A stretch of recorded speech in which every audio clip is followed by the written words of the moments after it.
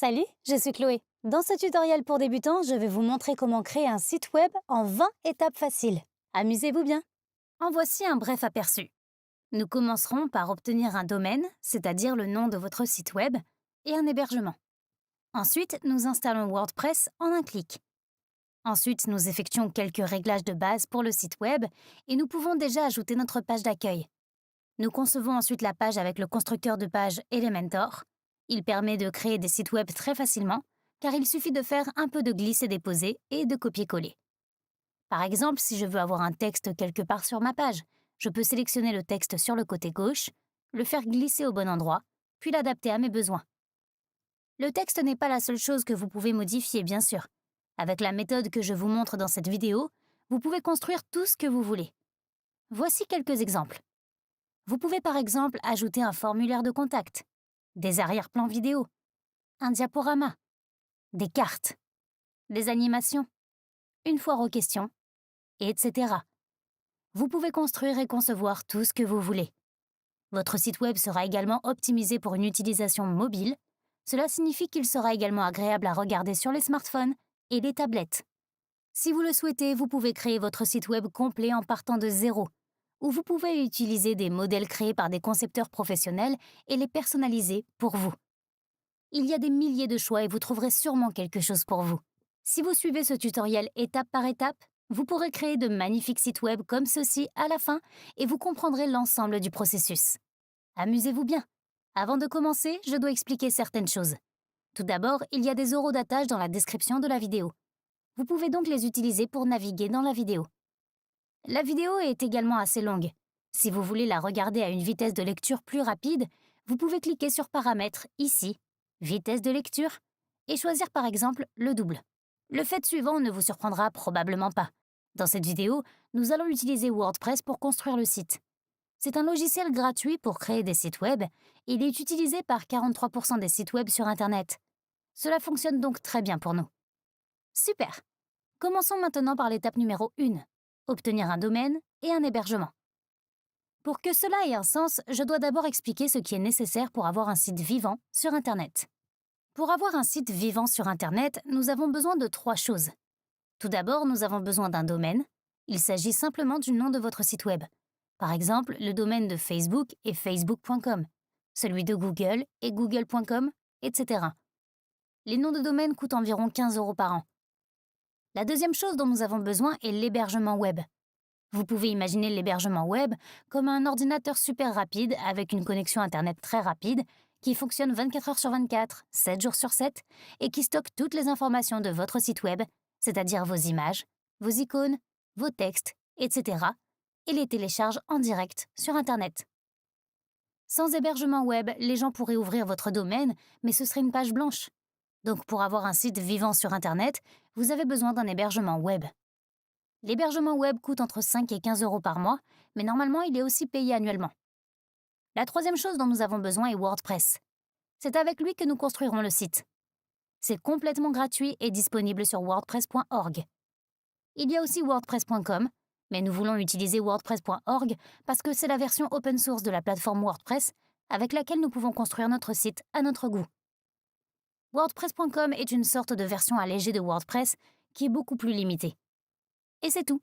Avec seulement ces 3 choses, nous pouvons créer notre propre site web en direct. Auparavant, vous deviez obtenir tout cela séparément, puis les connecter. Heureusement, le processus est devenu beaucoup plus facile. Tout ce que vous avez à faire est d'obtenir un hébergement web, et le domaine et WordPress seront déjà inclus. Maintenant, passons au véritable tutoriel étape par étape, de l'hébergement à l'installation de WordPress, en passant par la conception de votre site. Je vous montrerai également de nombreux conseils et astuces qui vous faciliteront la vie en tant que débutant. Si vous avez besoin d'aide pour une étape quelconque, n'hésitez pas à poser votre question dans les commentaires et je ferai de mon mieux pour vous aider. Je lis et réponds à chaque commentaire. Commençons par l'étape numéro 1, obtenir un domaine et un hébergement. Peut-être avez-vous déjà à l'esprit une société d'hébergement web que vous souhaitez utiliser ou avez-vous déjà un hébergement web? Alors c'est parfait. Mais si vous n'avez aucune idée de ce que vous devez choisir, cela peut être un peu déroutant aussi, parce qu'il y a des centaines de sociétés qui offrent ces services.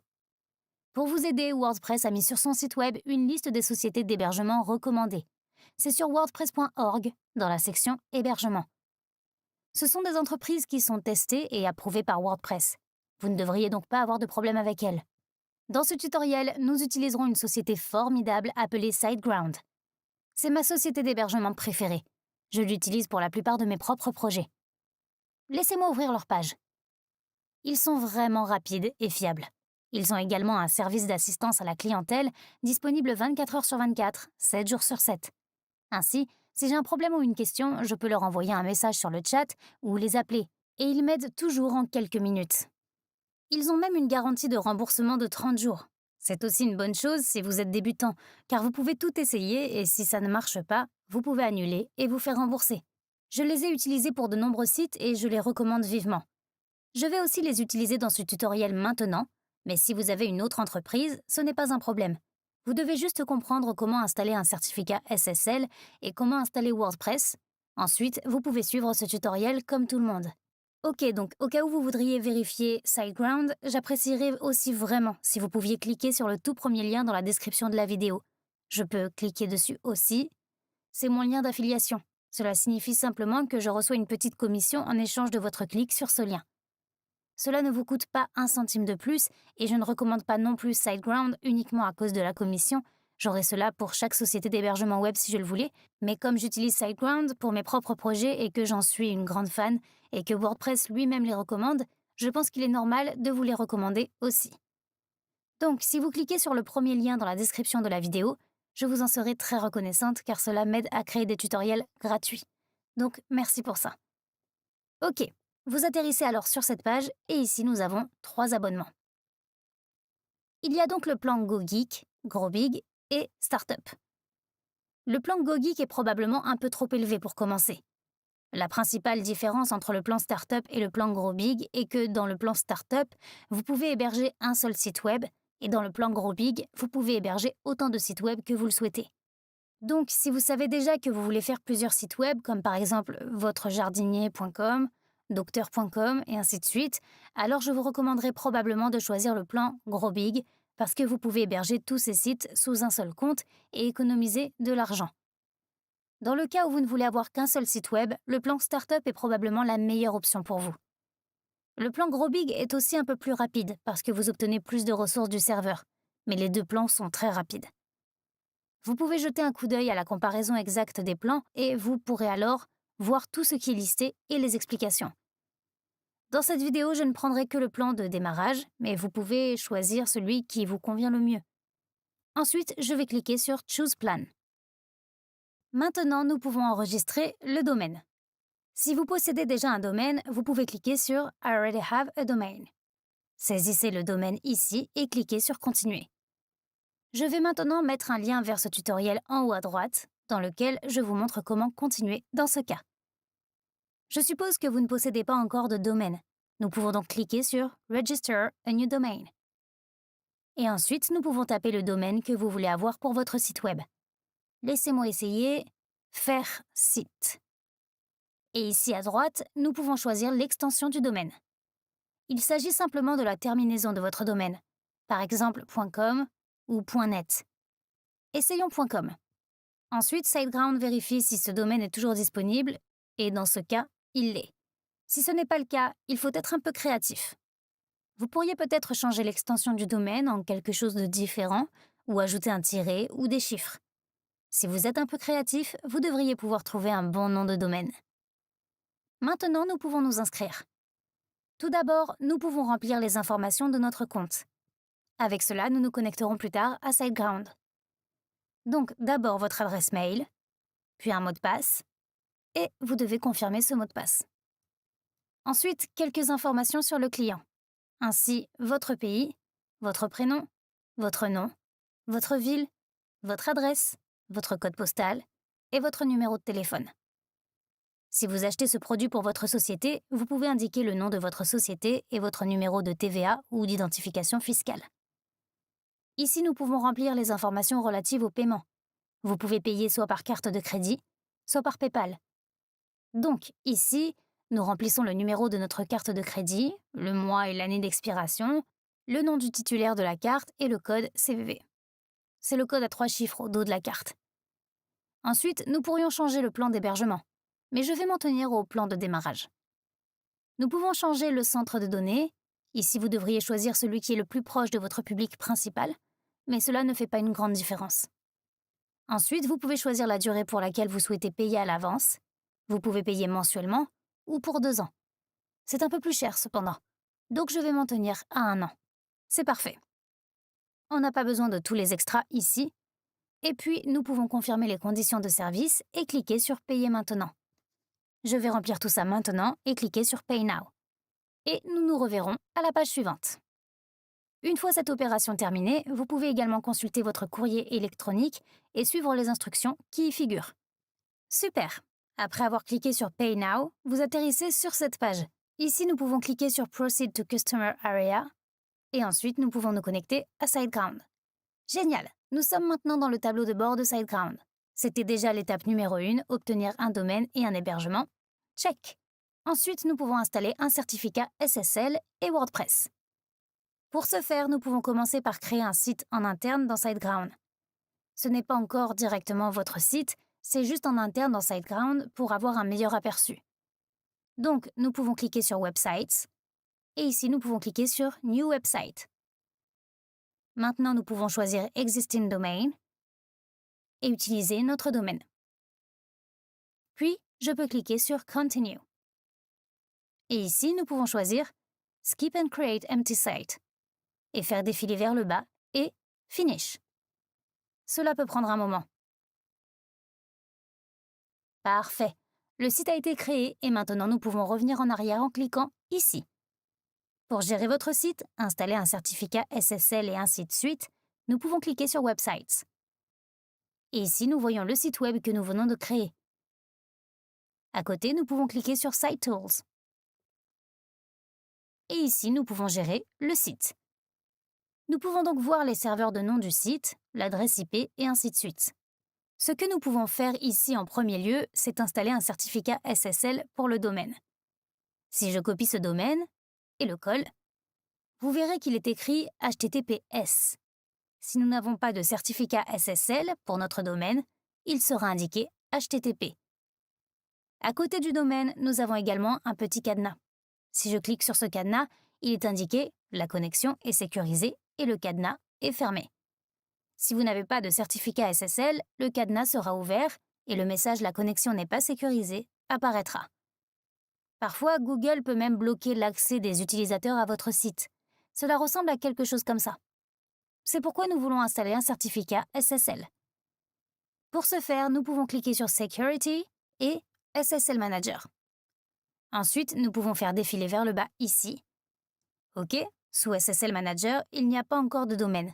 Parfois, le certificat SSL est déjà installé automatiquement après l'achat du domaine. Vous le verrez alors ici.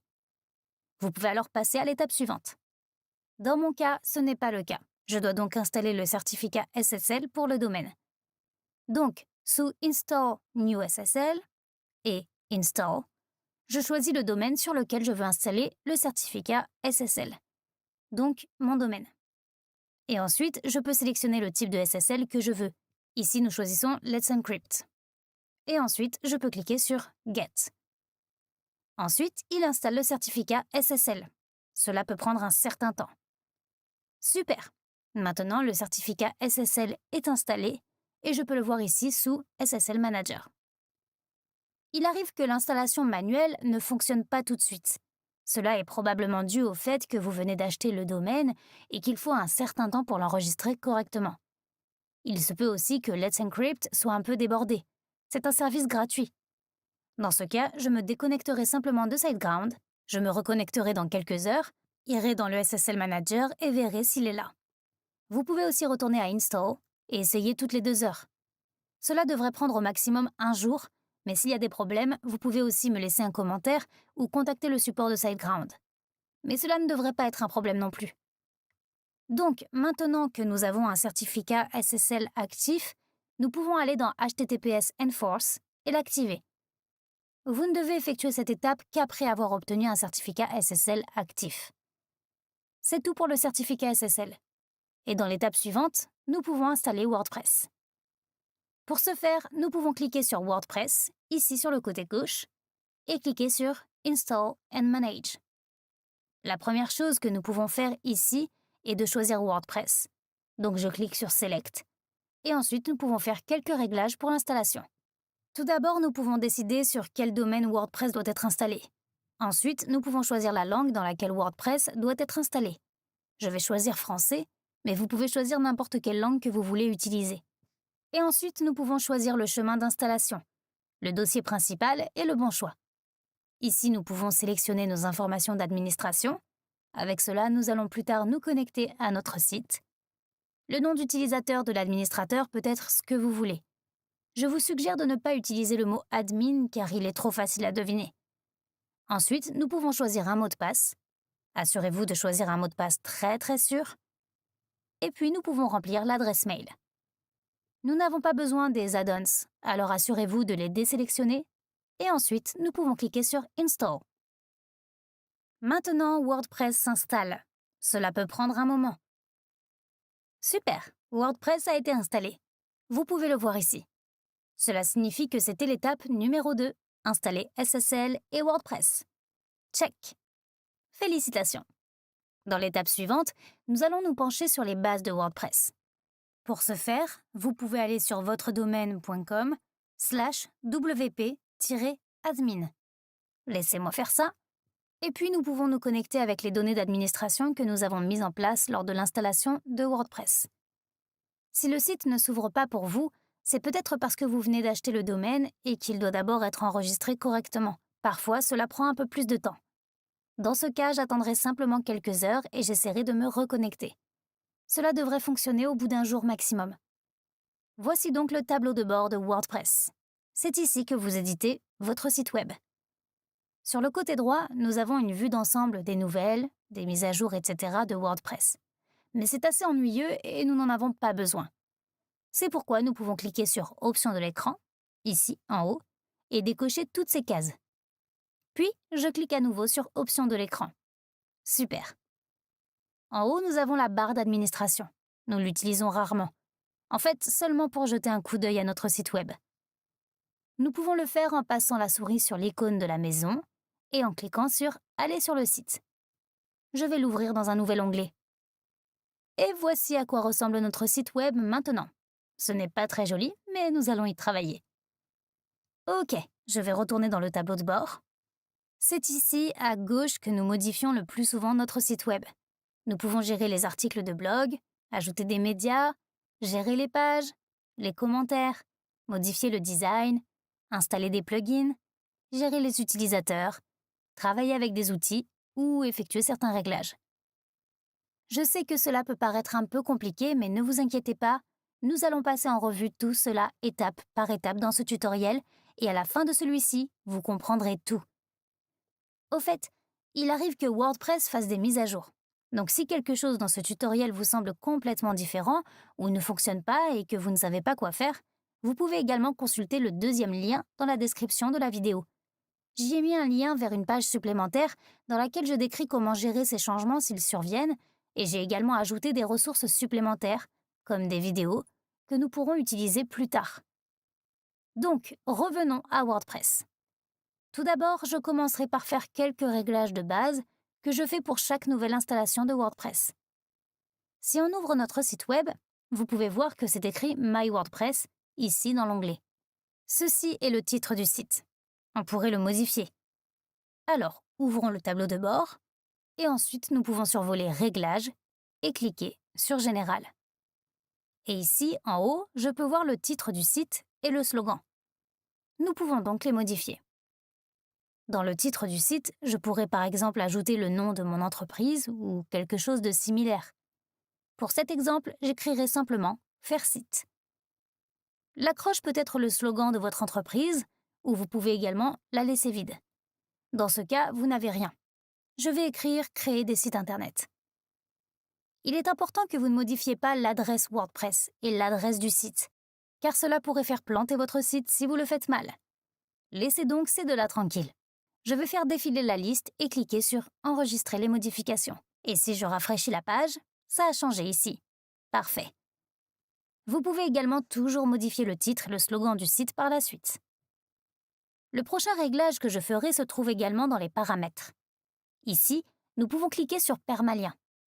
Dans mon cas, titre de la publication était déjà sélectionné. C'est parfait. Si quelque chose d'autre a été sélectionné pour vous, vous devez cliquer sur Titre de la publication, puis faire défiler la liste et cliquer sur Enregistrer les modifications. Si vous sélectionnez Titre de la publication, votre page de contact sera disponible sous fairesite.com/contact. Si vous sélectionnez autre chose, disons date et titre, la page de contact sera disponible sous fairesite.com/2023/2/20/contact. C'est beaucoup plus confus, car cela pose parfois des problèmes de lien et c'est également moins bon pour l'optimisation des moteurs de recherche. C'est pourquoi vous devriez choisir Titre de la publication. Et maintenant que nous l'avons sauvegardé, nous pouvons revenir aux étapes. Et c'était déjà l'étape numéro 3, les bases de WordPress. Check. C'est encore moi. Si vous aimez la vidéo jusqu'ici, j'apprécierais beaucoup que vous mettiez un like, ça m'aide énormément avec l'algorithme de YouTube. Merci beaucoup. Dans l'étape suivante, nous pouvons créer notre première page et en faire la page d'accueil. Si nous jetons un coup d'œil à notre site web, nous pouvons voir Hello World. Ceci est un article de blog. Mais nous voulons avoir une page d'accueil. Nous devons donc tout d'abord ajouter une page et en faire la page d'accueil. Pour ce faire, nous pouvons ouvrir le tableau de bord et survoler Page et cliquer sur Ajouter. Je peux ensuite donner un titre à la page. Dans ce cas, je pourrais entrer Accueil. Et puis, je peux cliquer sur Publier et Publier à nouveau. Et si je rafraîchis la page, rien ne se passe. Cela signifie que nous devons encore faire de la page d'accueil une page d'accueil. Donc, je reviens ici et là. Et puis, je peux passer la souris sur Réglages et cliquer sur Lecture. Et sous la page d'accueil Affiche, je peux sélectionner une page statique. Et pour la page d'accueil, je peux sélectionner Accueil. Et si j'enregistre les modifications et qu'on rafraîchit la page, nous avons une page d'accueil. Parfait. Donc, créer une première page et en faire la page d'accueil, c'est fait. Super. L'étape suivante consiste à installer le bon thème. C'est également un point très intéressant. Comme nous l'avons déjà mentionné, le site n'est pas encore très beau. Cela est également dû au thème. Un thème détermine ce que vous pouvez modifier sur votre site web. Par exemple, le type de navigation que vous pouvez avoir ici, les couleurs que vous pouvez utiliser ou le contenu que vous pouvez utiliser. Tout cela est déterminé par le thème. Il existe des milliers de thèmes dans WordPress. On peut aussi y ajouter un coup d'œil en survolant Apparence et en cliquant sur Thème. Et ici, vous pouvez avoir un aperçu des thèmes possibles.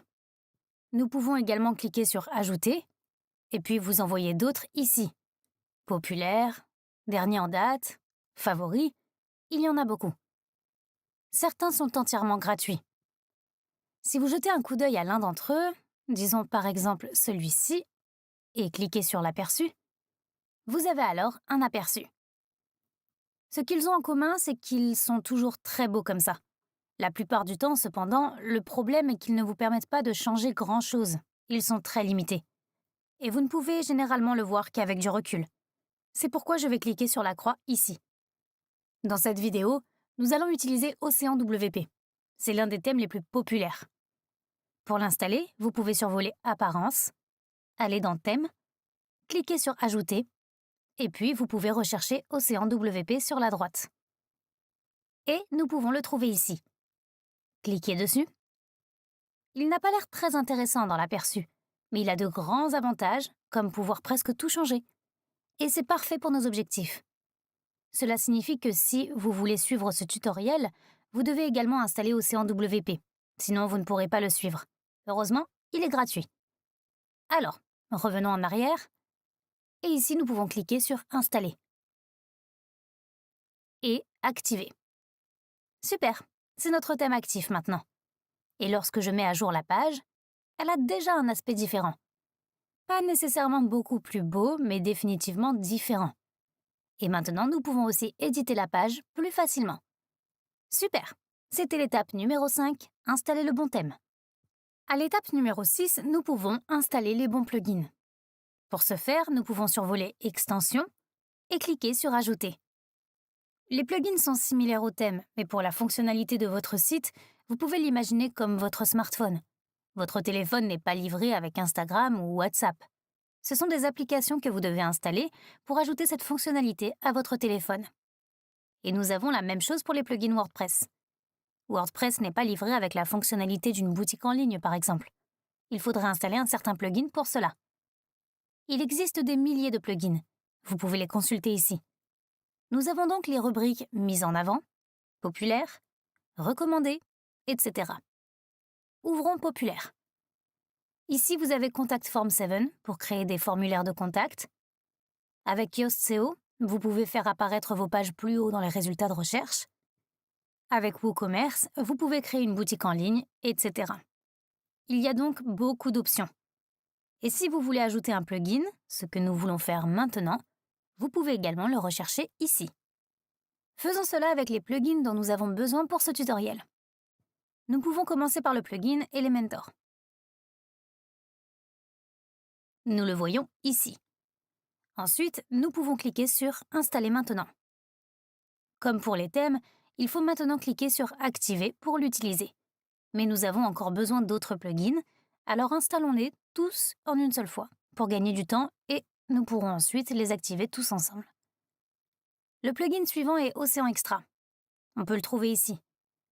Et puis, je peux aussi cliquer sur « Installer maintenant ». Et le dernier plugin dont nous avons besoin est Envato Elements. Le voici et installez-le maintenant. Super! Maintenant, nous avons tous les plugins nécessaires. Nous pouvons les activer en passant la souris sur les extensions et en cliquant sur « Extensions installées ». Ensuite, nous pouvons cliquer sur les cases à cocher à côté des plugins que nous venons d'installer.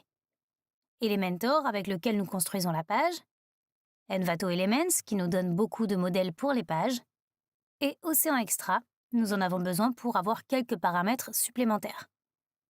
S'il y a d'autres plugins, vous pouvez simplement les ignorer.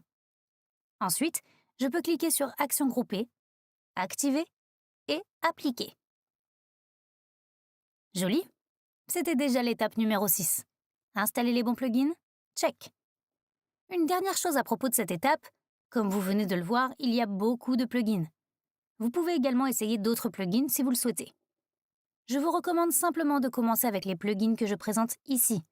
Dès que vous arrivez à un point où vous aurez besoin d'autres fonctions, vous devrez alors chercher sur Google les plugins appropriés, regarder les instructions et seulement ensuite configurer les plugins. Dans l'étape suivante, nous pouvons préparer la page d'accueil avec Océan Extra. Nous pouvons ouvrir la page pour cela.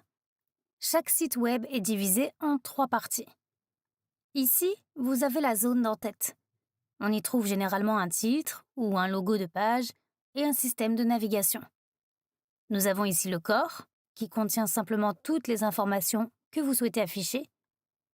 Et puis, nous avons le pied de page ici, donc ces 2 barres. Vous y trouverez généralement des informations de contact, peut-être une navigation et une zone de copyright. Nous éditons notre site avec 2 méthodes. La première méthode consiste à utiliser le plugin Elementor. Vous avez vu ça plus tôt dans l'intro.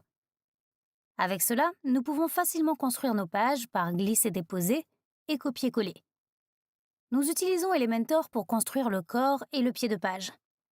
Nous allons passer un peu plus de temps à travailler dans Elementor parce que c'est à peu près le point le plus important. Et dès que nous aurons appris à construire des sites dans Elementor, nous pourrons continuer à construire la navigation et éditer l'entête. Puisqu'on ne peut pas super bien construire l'entête avec Elementor, on construira l'entête avec la deuxième méthode. Et la deuxième méthode consiste à utiliser l'éditeur du thème, donc Océan WP. Ne vous inquiétez pas, ce concept semble un peu compliqué au début, mais suivez simplement ce que je fais et à la fin, tout aura du sens. Mais maintenant, commençons à nettoyer la page pour pouvoir commencer à construire le corps et le pied de page avec Elementor. Pour ce faire, nous pouvons d'abord éditer la page. Donc, je retourne au tableau de bord. Et puis, je peux survoler Page et cliquer sur Toutes les pages. Je peux cliquer sur Accueil, car nous avons créé la page d'accueil plus tôt et nous voulons d'abord la modifier. OK.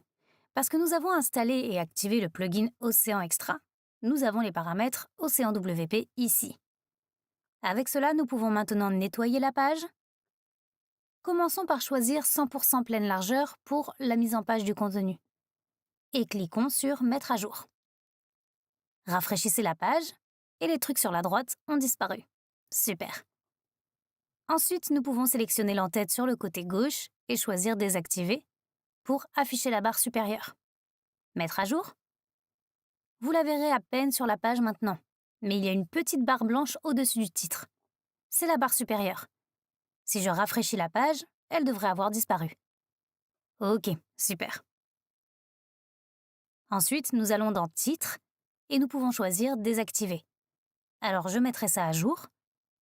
Revenez en arrière pour rafraîchir la page et cela a également disparu. Super. Puis, je vais dans le pied de page et désactiver, mettre à jour. Et puis, ça disparaît aussi et on a une page propre.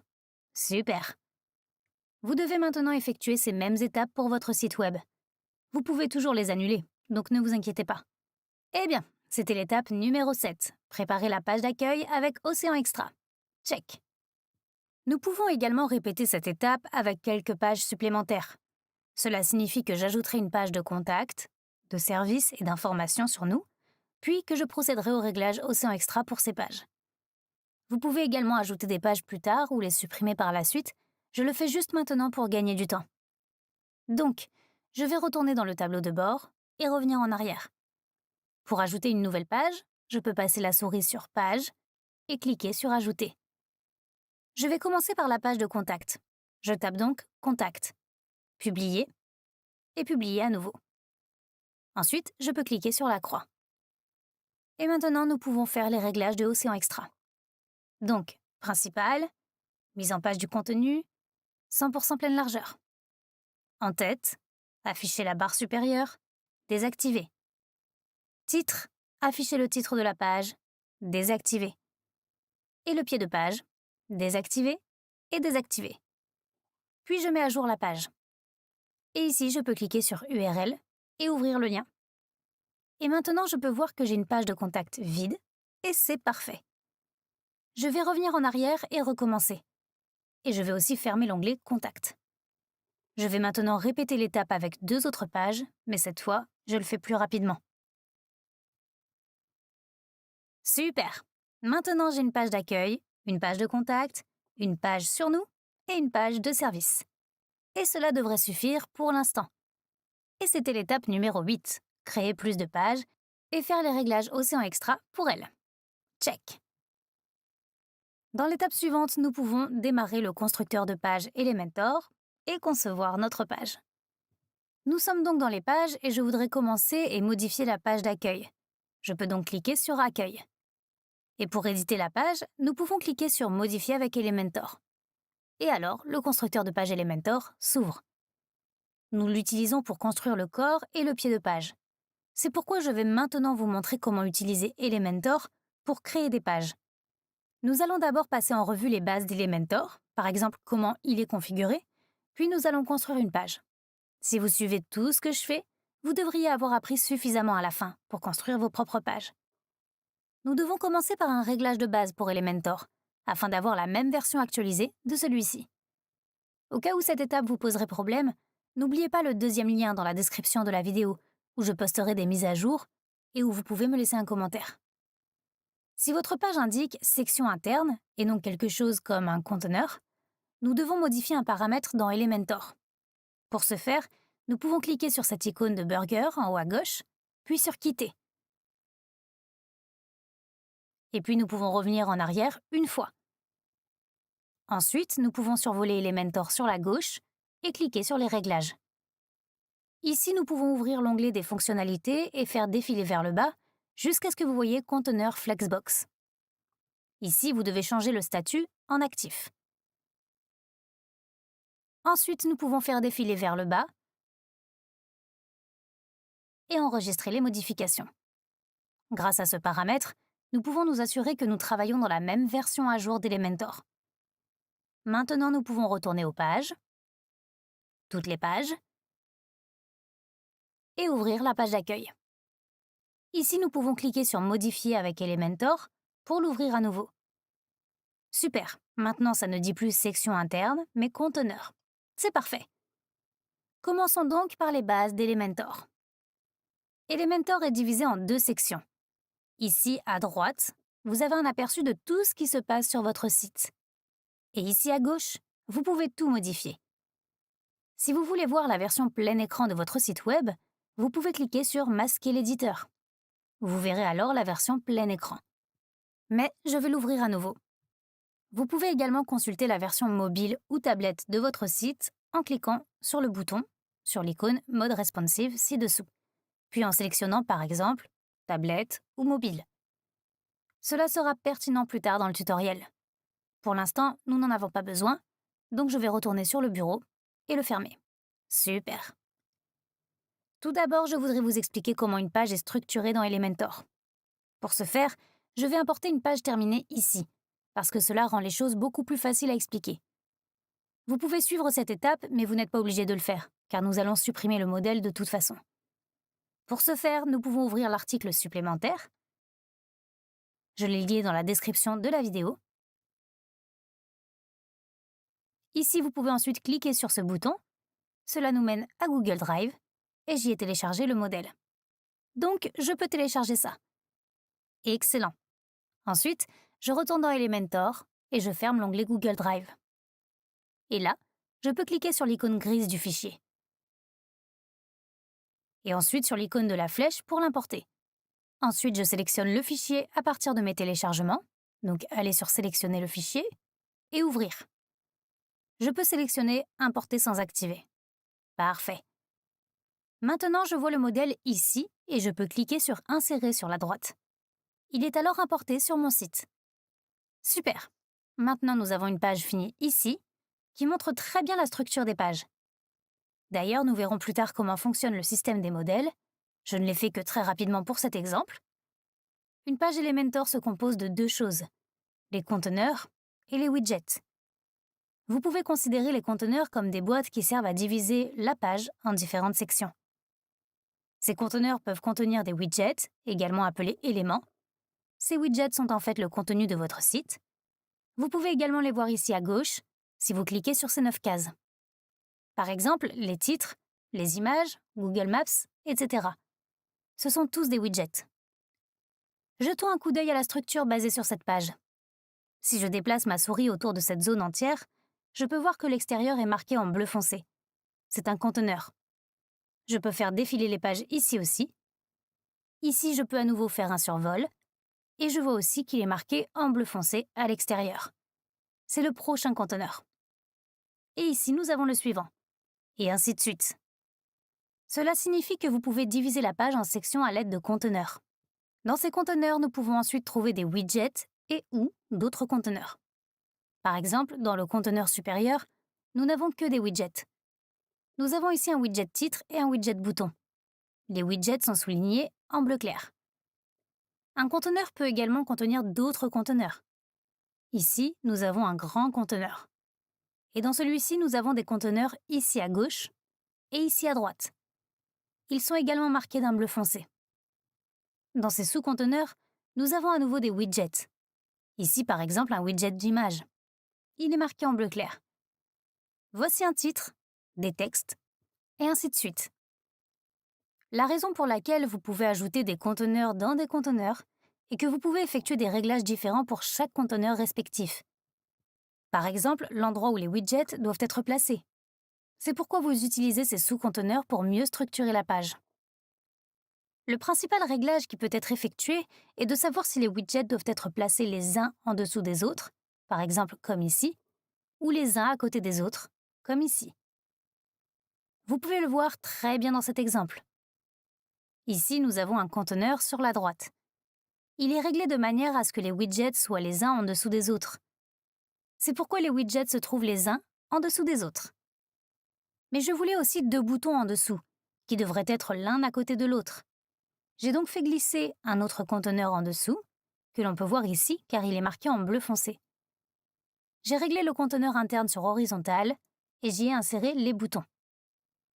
C'est pourquoi j'ai maintenant deux boutons l'un à côté de l'autre. En résumé, vous utilisez des conteneurs pour structurer la page en sections. Vous pouvez soit y insérer des widgets pour construire le contenu, soit insérer des sous-conteneurs pour incorporer des structures supplémentaires. C'était beaucoup de choses à la fois et peut-être un peu déroutant. Mais ce n'est pas un problème. Nous allons entrer dans les détails dans cette vidéo et voir ce que cela donne en pratique. Vous comprendrez alors tout. Ce n'était qu'un aperçu rapide pour que vous le voyiez pour la première fois. Si vous vous en tenez à la vidéo, ça marchera. Eh bien, c'était l'étape numéro 9, comment est structuré un site Elementor. Check. Ensuite, nous pouvons commencer à modifier les textes. Pour ce faire, je retourne dans Elementor et supprime le modèle que je viens d'importer. Je peux le faire en cliquant sur le X en haut de chaque conteneur pour les supprimer et laisser la page vide. Excellent. Je voudrais commencer par ajouter un conteneur afin de pouvoir ensuite y insérer du texte. Pour ajouter un conteneur, je peux cliquer sur ce plus rose et ensuite sélectionner la structure qui s'y trouve. Alors, combien de conteneurs devraient s'y trouver? Un à gauche et un à droite, un tiers et deux tiers, et ainsi de suite. Je vais rester simple et n'en choisir qu'un. Ok, maintenant nous avons ce conteneur unique. Ici à gauche, le menu d'édition du conteneur est déjà ouvert. Nous ne voulons pas modifier le conteneur maintenant, nous le ferons plus tard. Nous allons commencer par ajouter du texte. Pour ce faire, je peux cliquer sur ces 9 carrés pour revenir au widget. Et là, je vois tous ces widgets. Si vous souhaitez placer un widget dans un conteneur, vous pouvez le faire très facilement. Disons que nous voulons commencer par un titre, alors vous cliquez dessus, vous le maintenez, vous le faites glisser vers la droite sur un conteneur, et vous attendez que cette barre bleue apparaisse. Puis vous pouvez le lâcher et vous allez alors avoir un titre ici. Et maintenant, le menu d'édition du widget s'est également ouvert ici sur la gauche. Ici, nous avons Contenu, Style et Avancé. Si je me trouvais à nouveau dans les widgets et que je souhaitais modifier ce titre, j'ai plusieurs options pour ouvrir à nouveau le menu d'édition. Je peux le survoler, puis cliquer sur l'icône en forme de crayon sur la droite. Ou je peux le survoler, puis faire un clic droit et sélectionner Modifier titre. Ou je pourrais passer la souris dessus et juste cliquer dessus. Ok, donc ici nous avons le contenu, style et avancé. Commençons par le contenu de ce titre. La première chose que nous avons est le titre. Il s'agit simplement du titre qui apparaît. Par exemple, je suis en train de créer une page sur le surf. Je peux donc écrire « Nous aimons surfer ». Et maintenant, le texte a changé. Ensuite, nous pourrions ajouter un lien. Si quelqu'un clique sur « Nous aimons surfer », il sera dirigé vers ce lien. Ici, nous avons différentes options. Si je veux le diriger vers YouTube, je peux aller sur YouTube, copier l'URL et ensuite coller dans le lien. Il est important que vous gardiez le https://. Et quand quelqu'un clique sur « Nous aimons surfer », il atterrit sur la vidéo YouTube. Vous pouvez aussi, si vous avez déjà ajouté des pages, taper par exemple « Contact ». La page me sera alors suggérée ici. Vous pouvez cliquer dessus et cela mène à la page de contact. Vous pouvez également cliquer sur l'icône des paramètres et choisir d'ouvrir dans une nouvelle fenêtre. Et si quelqu'un clique sur « Nous aimons surfer », la page de contact s'ouvrira dans un nouvel onglet. Ce sont toutes deux des options. Dans ce cas, je ne veux pas de lien du tout, donc je vais le supprimer et je pourrai cliquer dessus à nouveau. Parfait. Ensuite, il y a la taille. Là, vous avez juste quelques tailles prédéterminées avec lesquelles vous pouvez travailler. Mais en fait, nous définissons la taille dans le style, donc ici, ce n'est pas nécessaire. Nous pouvons ignorer la balise HTML. L'alignement est intéressant. Pour l'instant, c'est réglé sur la gauche. On pourrait aussi centrer ça. Alors, il est centré ici. Ou par exemple, le mettre à droite. Je vais le laisser centré. Et puis, nous pouvons passer au style parce que nous avons tout édité dans le contenu.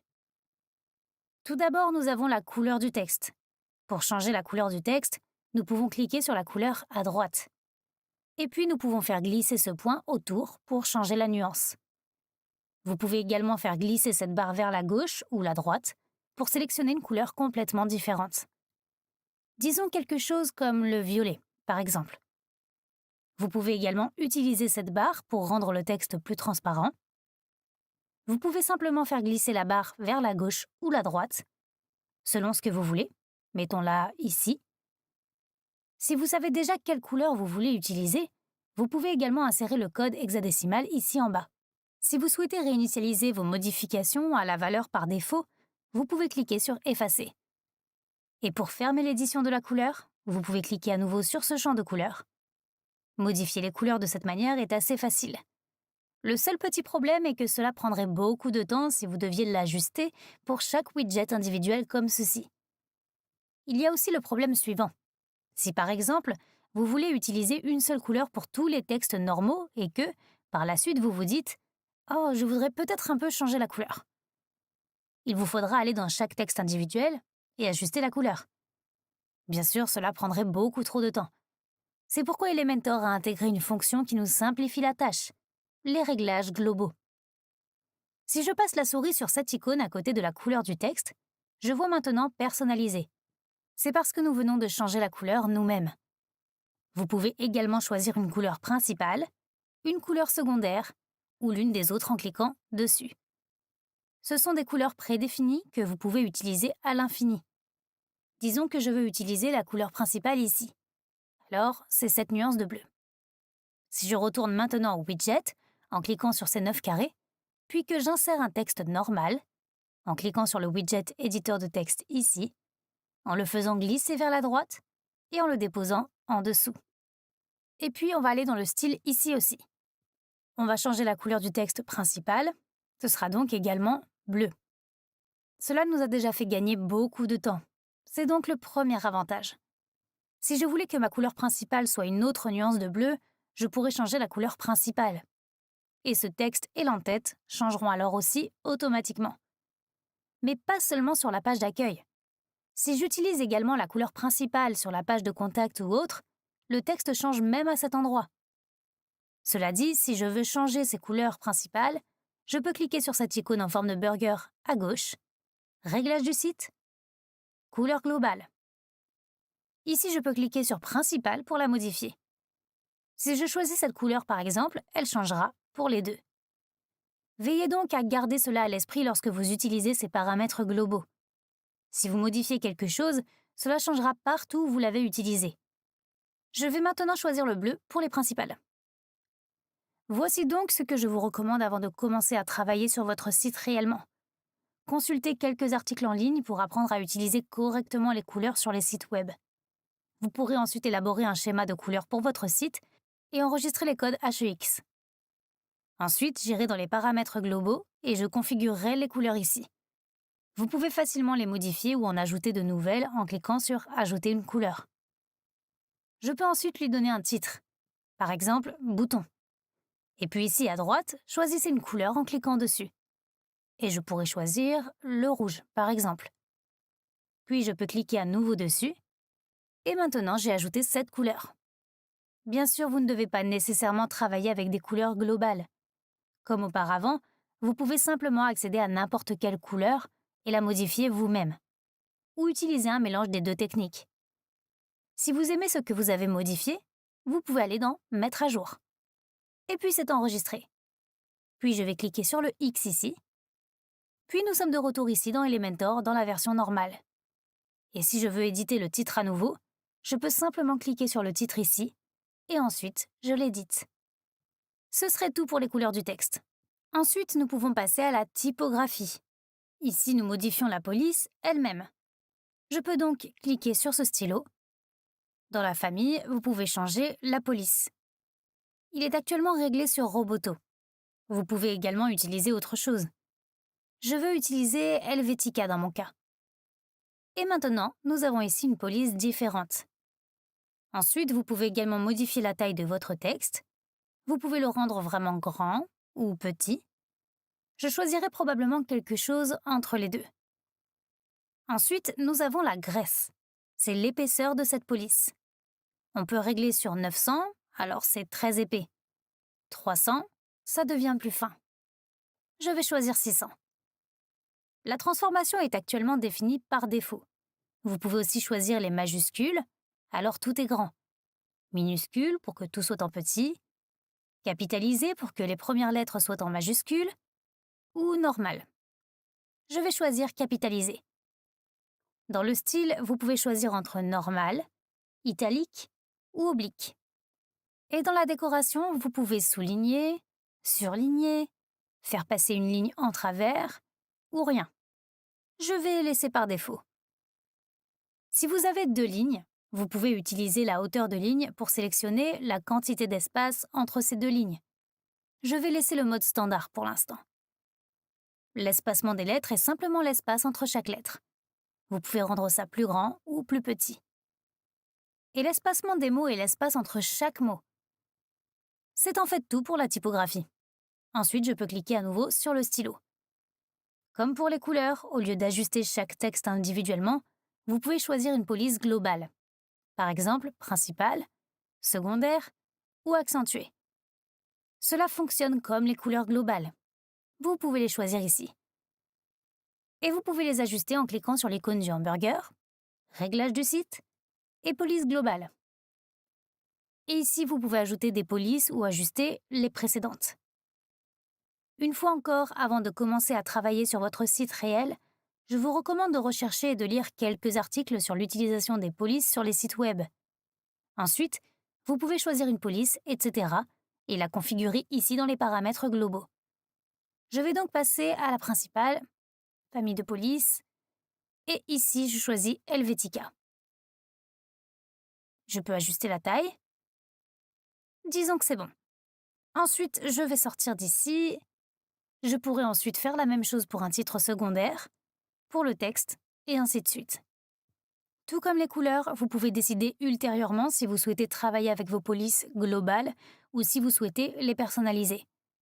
Je vous recommande vivement de définir la famille et la taille des polices dans les paramètres généraux. Si vous avez fait cela, elles sont automatiquement correctes lorsque vous insérez un widget et vous ne devez pas les ajuster à chaque fois. C'est tout ce qui concerne les paramètres globaux ici. Donc je vais aller dans Mise à jour, et puis ici, sur le X. Les réglages globaux sont un outil très utile qui peut vous faire gagner beaucoup de temps, car il suffit de créer ces pré-réglages une fois et de les sélectionner. Eh bien, alors je vais revenir ici, et ici nous avons le style. Contour de texte ajoute une bordure au texte. Vous pouvez la rendre plus épaisse et en changer la couleur. Je ne l'utiliserai pas pour l'instant. Je vais donc la définir sur 0. L'ombre du texte est simplement l'ombre de votre texte. Je peux cliquer sur ce stylo pour la modifier. Vous pouvez cliquer sur le champ de couleur pour modifier la couleur de l'ombre. Vous pouvez également la rendre moins transparente avec la barre inférieure.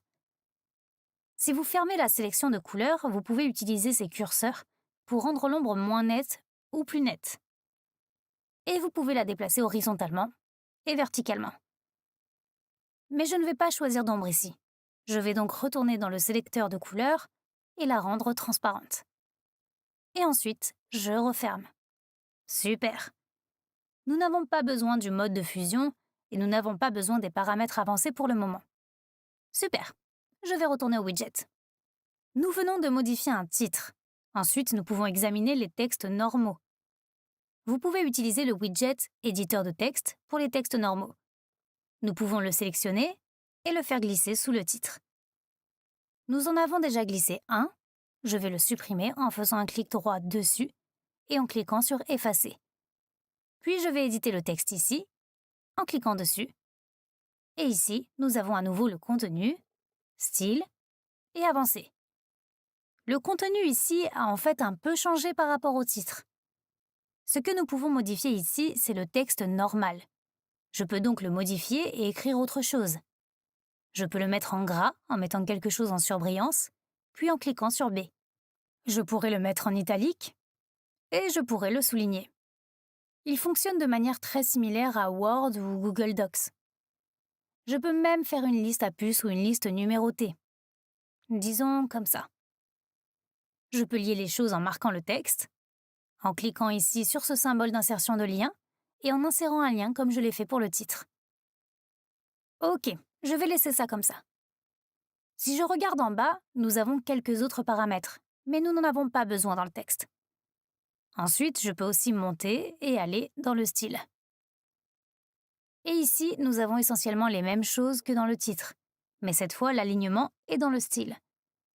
Donc ici, je pourrais le centrer ou le mettre à droite. Je vais le laisser à gauche.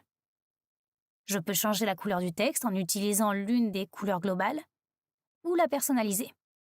Laissez-moi fermer ça. Je peux modifier la typographie, par exemple en choisissant l'un des paramètres globaux. Je peux aussi la personnaliser à nouveau en cliquant sur le crayon. Ensuite, je peux effectuer les mêmes réglages que pour le titre, la taille, la graisse, etc. Ça fonctionne également de la même manière. Ici, nous avons également des ombres de texte à nouveau. C'est comme l'ombre dans le titre.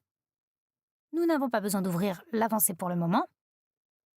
Et voilà, c'est tout pour les textes. J'en ai fait le tour de manière assez détaillée, car ce sont les premiers widgets avec lesquels nous avons travaillé. Ce qui est bien maintenant, c'est que presque tous les autres widgets avec lesquels nous travaillons sont structurés de manière très, très similaire. En gros, tout ce que vous avez à faire, c'est de le faire glisser et vous verrez apparaître le contenu, le style et avancer. Et puis vous pouvez passer par les paramètres. Ils indiquent également ce qu'ils modifient. Vous pouvez jouer avec, et si cela ne vous plaît pas, vous pouvez toujours l'annuler. Ce qui nous amène au point suivant, annuler des choses. Nous avons maintenant beaucoup modifié la page. Si je n'aime pas ce que j'ai fait, j'ai plusieurs options pour l'annuler. Vous pouvez le faire en cliquant sur Historique en bas, et vous verrez alors tout ce que vous avez fait depuis votre dernière sauvegarde. Cela dit, je pourrais cliquer sur Éditeur de texte modifié, par exemple, et alors Elementor revient à cet état. Je pourrais faire ça plusieurs fois de plus ou retourner dans le futur. Ce que vous pouvez faire aussi, c'est d'aller dans les révisions. Là, vous pouvez voir toutes les modifications que vous avez enregistrées. Ainsi, si par exemple, j'ai aimé ce que j'ai fait avant-hier et que je l'ai enregistré, je peux aller dans les révisions.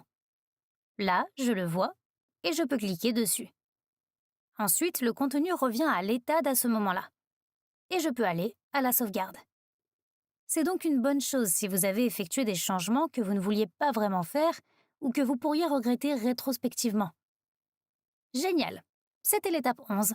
Probablement l'une des plus faciles, mais aussi très importante et utile. Check! Dans l'étape suivante, nous voulons modifier les boutons. Je peux retourner dans Elementor pour cela. Avant cela, je voudrais supprimer ce texte car il était en fait inutile. Il a seulement été ajouté pour montrer certains paramètres. Je peux donc survoler, puis faire un clic droit et cliquer sur Effacer. Puis, c'est parti. Je voudrais d'abord insérer un bouton.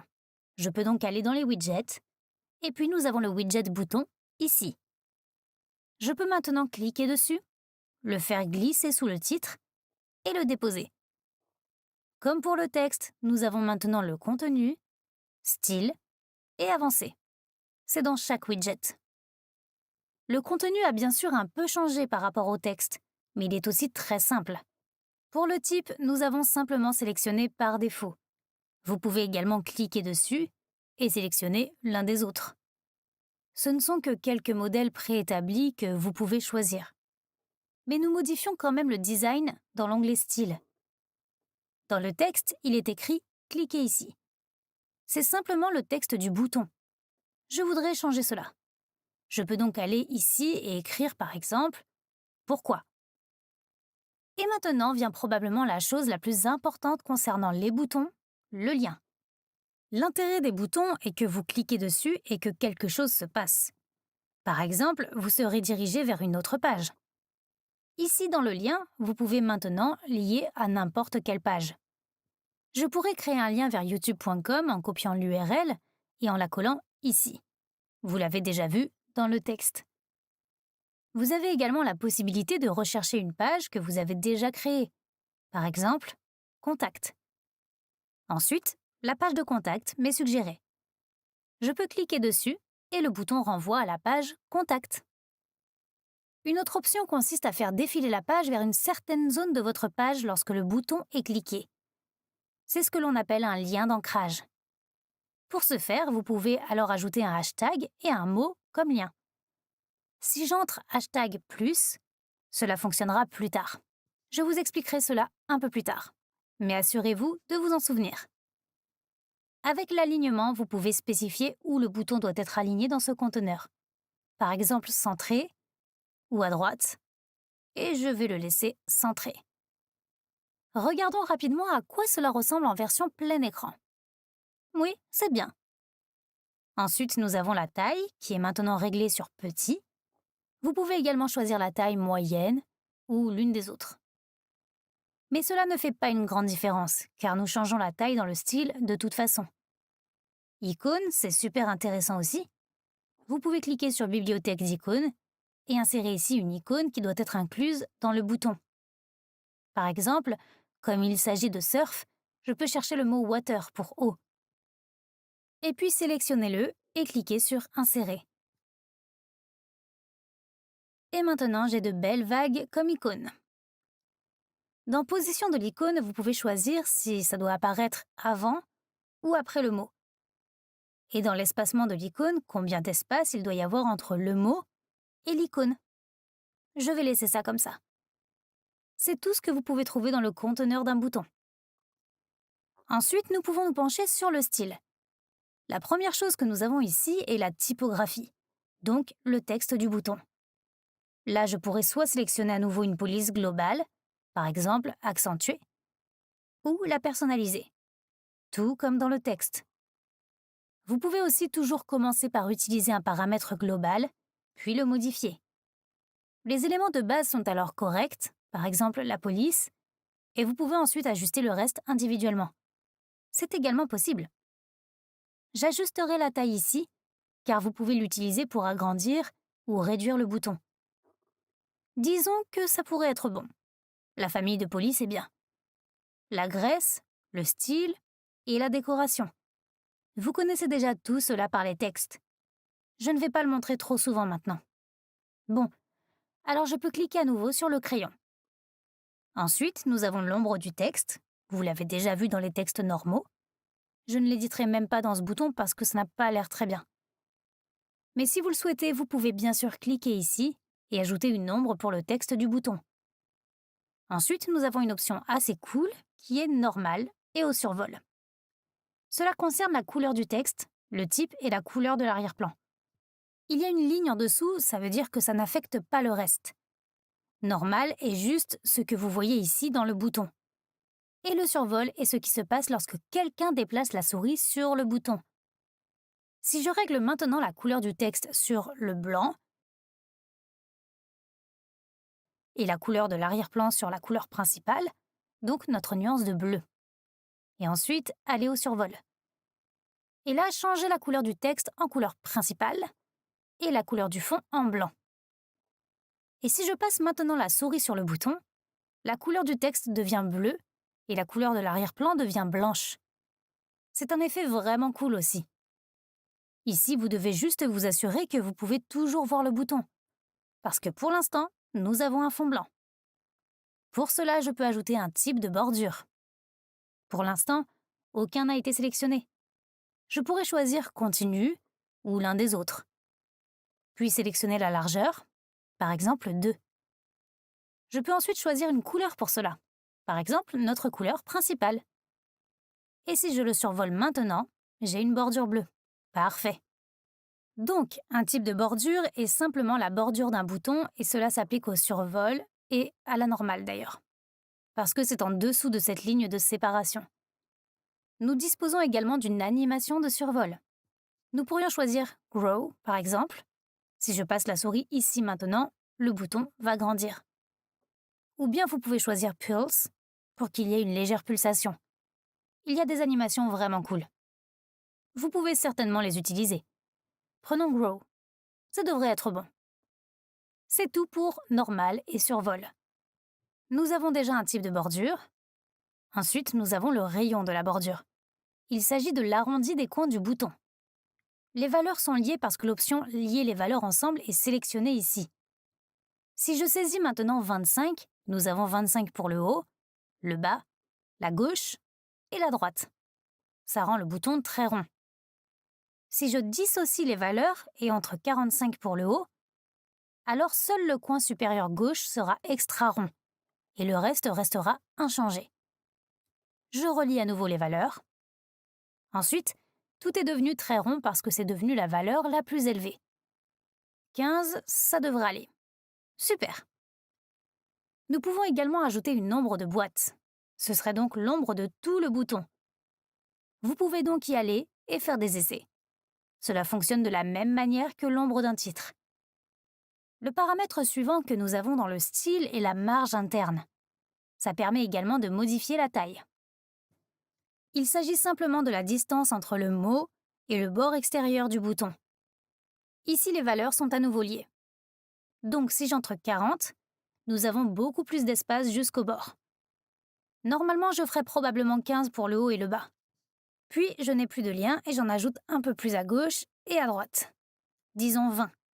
Je pense que c'est très bien. Ce serait tout pour le style. Ensuite, nous avons également les paramètres avancés, mais je vais les laisser pour l'instant. Ensuite, nous pouvons revenir au widget ici. Super! Et maintenant, j'ai ajouté le premier bouton, qui a déjà l'air bien. Voici un autre truc sympa dans Elementor. Nous avons consacré beaucoup de temps et de travail pour que ce bouton ait un bel aspect. Donc, ce qu'on peut faire maintenant, au lieu de tout refaire pour un second bouton, clic droit ici, copier, clic droit, coller. Maintenant, nous avons à nouveau le même bouton. Et j'ai économisé beaucoup de travail. C'est ce que vous pouvez aussi faire. Je vais le supprimer à nouveau. Je vais donc faire un clic droit et effacer. Vous pouvez aussi faire un clic droit et cliquer sur dupliquer et vous l'aurez 2 fois. Je vais le supprimer à nouveau. Et ce que vous pouvez aussi faire, c'est ajouter un bouton en dessous. Il suffit de le faire glisser et de le déposer ici. C'est comme ça maintenant. Je peux ensuite cliquer avec le bouton droit de la souris sur l'ancien bouton, copier, puis survoler le nouveau bouton, cliquer avec le bouton droit de la souris, coller le style. Cela permet d'insérer le style de l'ancien bouton, mais pas son contenu. Je devais donc encore le modifier, par exemple, insérer un autre texte ou un lien. Mais le style de base, les couleurs, les animations de survol et tout le reste, tout cela sera déjà inclus ici. Vous pouvez également copier et coller d'une page Elementor à une autre. Ce sont là quelques options qui peuvent certainement vous faire gagner beaucoup de temps. C'est pourquoi je recommande toujours, si vous voulez créer plusieurs widgets du même type, d'en créer d'abord un, de le faire très bien, et ensuite il suffit de copier-coller le style à l'infini ou de dupliquer l'ensemble, puis de modifier le contenu. Ok, celui-ci devrait être un peu différent. Donc je vais cliquer dessus, aller dans le contenu et écrire par exemple ceci. Cela devrait conduire à la page de contact. Donc je vais faire un lien vers ça. Je pourrais ajouter une icône ici encore, donc je vais aller dans la bibliothèque d'icônes et choisir une icône que j'aime. Insérer. Ensuite, je reviendrai au style. J'aimerais la voir dans une autre couleur. Je peux donc utiliser la couleur principale pour le texte et le blanc pour l'arrière-plan. Et il a déjà un bord bleu parce que j'ai pris le design de l'ancien bouton. Parfait. Ok, maintenant je pourrais aussi changer la couleur du survol ici, mais je vais laisser ça pour le moment. Maintenant nous avons déjà merveilleusement travaillé avec les boutons, et nous avons 2 boutons sympas là-dedans. C'est génial. Les boutons ne sont pas très jolis l'un en dessous de l'autre. Je vous montrerai plus tard comment les mettre l'un à côté de l'autre. Mais c'était l'étape numéro 12, édition des boutons. Super important et certainement une bonne étape pour vous montrer comment les widgets fonctionnent. Et puis nous pouvons faire l'étape numéro 13 et regarder de plus près les paramètres du conteneur.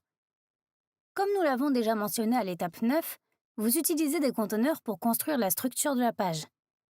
Ainsi, où les widgets sont placés, et quelles sont les zones de la page, et ainsi de suite. Et pour être en mesure de construire ces structures, nous devons apprendre quels réglages peuvent être effectués dans les conteneurs. Voyons cela maintenant. Vous pouvez ajouter des conteneurs en cliquant sur ce plus. Et ensuite, vous pouvez choisir une structure. Je vais rester simple et choisir un. Vous avez également la possibilité d'insérer des conteneurs dans des conteneurs. Pour ce faire, vous pouvez aller dans les widgets et faire glisser le widget du conteneur dans un autre conteneur. Maintenant, nous avons un conteneur à l'intérieur du grand conteneur. Je vais le supprimer à nouveau. Donc, faites un clic droit sur cette icône dans le conteneur interne et effacez. Et maintenant, nous n'avons qu'un seul grand conteneur. Maintenant, je vais construire une zone avec laquelle vous pouvez facilement voir les paramètres des conteneurs. Vous pouvez suivre cela aussi, pour vous entraîner un peu. Pour ce faire, je vais ajouter 2 widgets d'icônes l'un sous l'autre dans ce conteneur. Je peux chercher icône ici, nous l'avons, et je le fais glisser dans le conteneur. Puis je le duplique, donc clic droit dessus et dupliquer. Et pour le second, je change l'icône. Par exemple, ceci. Insérer. Super. Si vous voulez modifier les paramètres d'un conteneur, vous pouvez le survoler et cliquer sur ces 6 points, ou vous pouvez survoler une zone vide dans le conteneur, faire un clic droit et cliquer sur Modifier le conteneur. Ici, nous avons mise en page, style et avancé. C'est similaire au widget. Commençons par la mise en page. Ici, je voudrais d'abord vous montrer la hauteur minimale. Les conteneurs sont construits de telle sorte que leur hauteur varie en fonction de l'espace nécessaire au contenu. Par exemple, si je fais glisser un widget texte ici, le conteneur est devenu plus grand. Mais vous pouvez aussi faire en sorte que le conteneur ait une hauteur minimale, même si le contenu ne l'exige pas. Pour cela, je peux éditer à nouveau le conteneur, ensuite aller à la hauteur minimale et changer l'unité de mesure de pixels à VH et déplacer le curseur. Et ici, vous pouvez voir que la hauteur change. Si vous sélectionnez 100 VH, ce conteneur tient exactement une fois dans toute la hauteur de l'écran. VH est l'abréviation de Viewport Height, ce qui signifie qu'il s'adapte à la taille de chaque écran. Ensuite, nous pouvons examiner la largeur du contenu.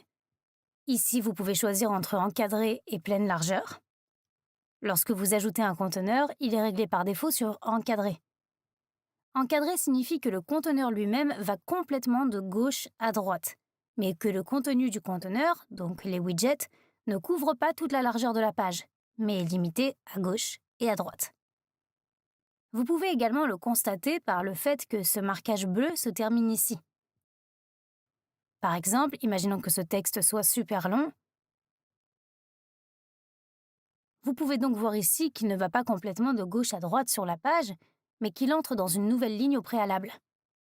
En fait, ce n'est pas mal du tout. Lorsque vous lisez un livre, le contenu ne va pas non plus jusqu'au bout de la page. Nous pouvons également modifier la largeur maximale du contenu en modifiant à nouveau ce conteneur, puis en déplaçant ce curseur. Vous voyez alors que les bords des widgets se déplacent. Au lieu de l'option encadrée, on peut aussi choisir l'option pleine largeur. Dans ce cas, aucune distinction n'est faite entre la largeur du contenu et celle du conteneur. Tout va alors complètement de gauche à droite, et lorsque vous modifiez la largeur, cela change la largeur du conteneur. On peut également le constater ici par le fait que le marquage extérieur du conteneur change. Habituellement, vous utilisez le format encadré, puis la largeur standard de 1140 pixels. Je voulais vous montrer les paramètres, car vous pouvez les utiliser dans certains cas. Par exemple, si vous avez 2 conteneurs l'un à côté de l'autre, et que vous voulez ajuster la largeur des deux, de sorte qu'un conteneur soit plus large que l'autre. Cela aura encore plus de sens lorsque nous examinerons d'autres structures. Maintenant, il suffit de l'avoir vu une fois. Je vais le remettre en encadré et en 1140 pixels. Et puis je vais aussi supprimer le widget texte, donc clic droit, effacer. Et puis je retourne dans le conteneur. Voyons maintenant les éléments. Avec cela, nous modifions la position des éléments dans le conteneur. Premièrement, nous avons une direction. Par défaut, Elementor définit ce paramètre sur colonne. De cette façon, les contenus sont disposés les uns en dessous des autres. Vous pouvez le voir ici aussi. Les widgets sont les uns en dessous des autres. Je peux aussi changer la direction. Ici, je peux sélectionner ligne. Ensuite, les widgets sont les uns à côté des autres. Cela va de gauche à droite. Vous pouvez également choisir la ligne inversée, ce qui permet de retourner. Ou colonne inversée. Alors cela change l'ordre ici aussi. Je vais laisser en ligne. Ensuite, nous avons aligné les éléments et justifié le contenu. Ce que cela fait dépend quelque peu du choix de la colonne ou de la ligne. Pour la ligne, aligner les éléments définit si le contenu doit être placé au début, au centre ou à la fin. Nous pouvons tester cela ici aussi. Début, centre, fin Je vais le mettre au centre. Et justifier le contenu définit l'endroit où il doit être placé horizontalement. Par exemple à gauche, centré, à droite, avec un espace entre, un espace autour ou un espace régulier. Je vais le mettre au milieu aussi. Mais si on passe de ligne à colonne, c'est l'inverse. Aligner définit ensuite l'endroit où il doit être placé de gauche à droite. Donc gauche, milieu ou droite. Je vais choisir le milieu encore. Et justifier définit où il doit être placé verticalement. Donc au début, au centre, à la fin, et ainsi de suite. Je vais choisir le centre là aussi. L'écart entre les éléments, qui est le même pour toutes les directions, est simplement la distance entre les widgets. Vous pouvez le déplacer ici. Nous n'avons pas besoin de l'envelopper ni des options supplémentaires. Elles sont plutôt destinées aux utilisateurs avancés. Un autre paramètre lié au conteneur est Align Self. Si vous avez effectué les réglages de positionnement pour un conteneur, tout le contenu du conteneur est positionné comme ceci. Toutefois, si vous avez des widgets individuels que vous souhaitez positionner différemment, vous pouvez également les définir individuellement. Par exemple, nous pouvons modifier cette icône, puis aller dans les paramètres avancés. Et ici, à Align Self, vous pouvez choisir une position différente. Cela peut être aussi utile parfois. Excellent. C'est le principe essentiel que vous devez comprendre. Si vous essayez de travailler avec ces 7 paramètres et que vous les comprenez, vous pouvez combiner ces éléments et les conteneurs et en gros, construire presque toutes les structures que vous voulez. Nous pourrions le faire maintenant, avec les boutons. Je vais donc supprimer ce que nous venons de construire en cliquant sur X ici, en haut du conteneur. Nous avons un conteneur ici et il y a 3 widgets dedans. La direction du conteneur est définie sur colonne, de sorte que les widgets se trouvent les uns en dessous des autres. Mais je veux que les 2 boutons soient l'un à côté de l'autre. Pour ce faire, je peux aller dans les widgets et faire glisser un widget conteneur sous les boutons ici.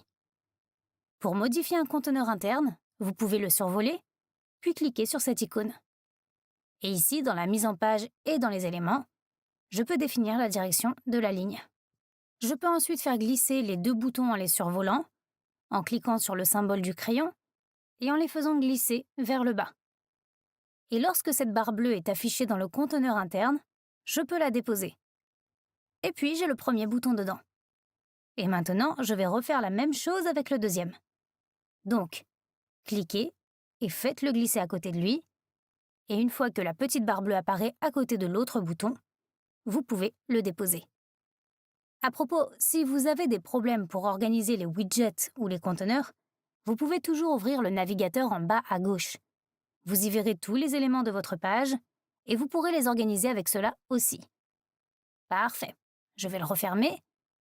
Maintenant, j'ai le bouton juste ici à côté. J'éditerai maintenant le sous-conteneur à nouveau.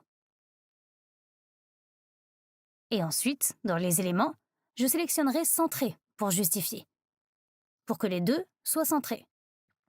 Si je veux un peu plus d'espace entre les boutons, je peux aussi modifier l'écart entre les éléments ici. Génial! Il s'agit d'un exemple concret de la manière d'utiliser les paramètres des conteneurs pour construire les structures que vous souhaitez. Nous allons examiner quelques autres exemples dans ce tutoriel pour que vous compreniez encore mieux.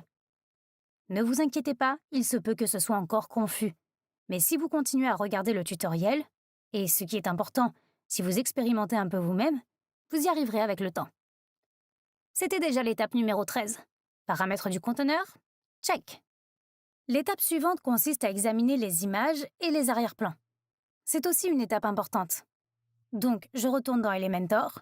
Commençons par les arrière-plans. Pour cela, je peux d'abord construire la section qui doit avoir l'arrière-plan. Je veux une section ici qui couvre toute la hauteur de l'écran. Elle doit comporter une image de fond et au milieu, le titre et les boutons. Donc tout d'abord, nous devons ajuster un peu le conteneur. Pour ce faire, je peux cliquer sur les 6 points du conteneur. La section est censée couvrir toute la hauteur de l'écran. Je peux donc passer à VH pour la hauteur minimale et choisir 100.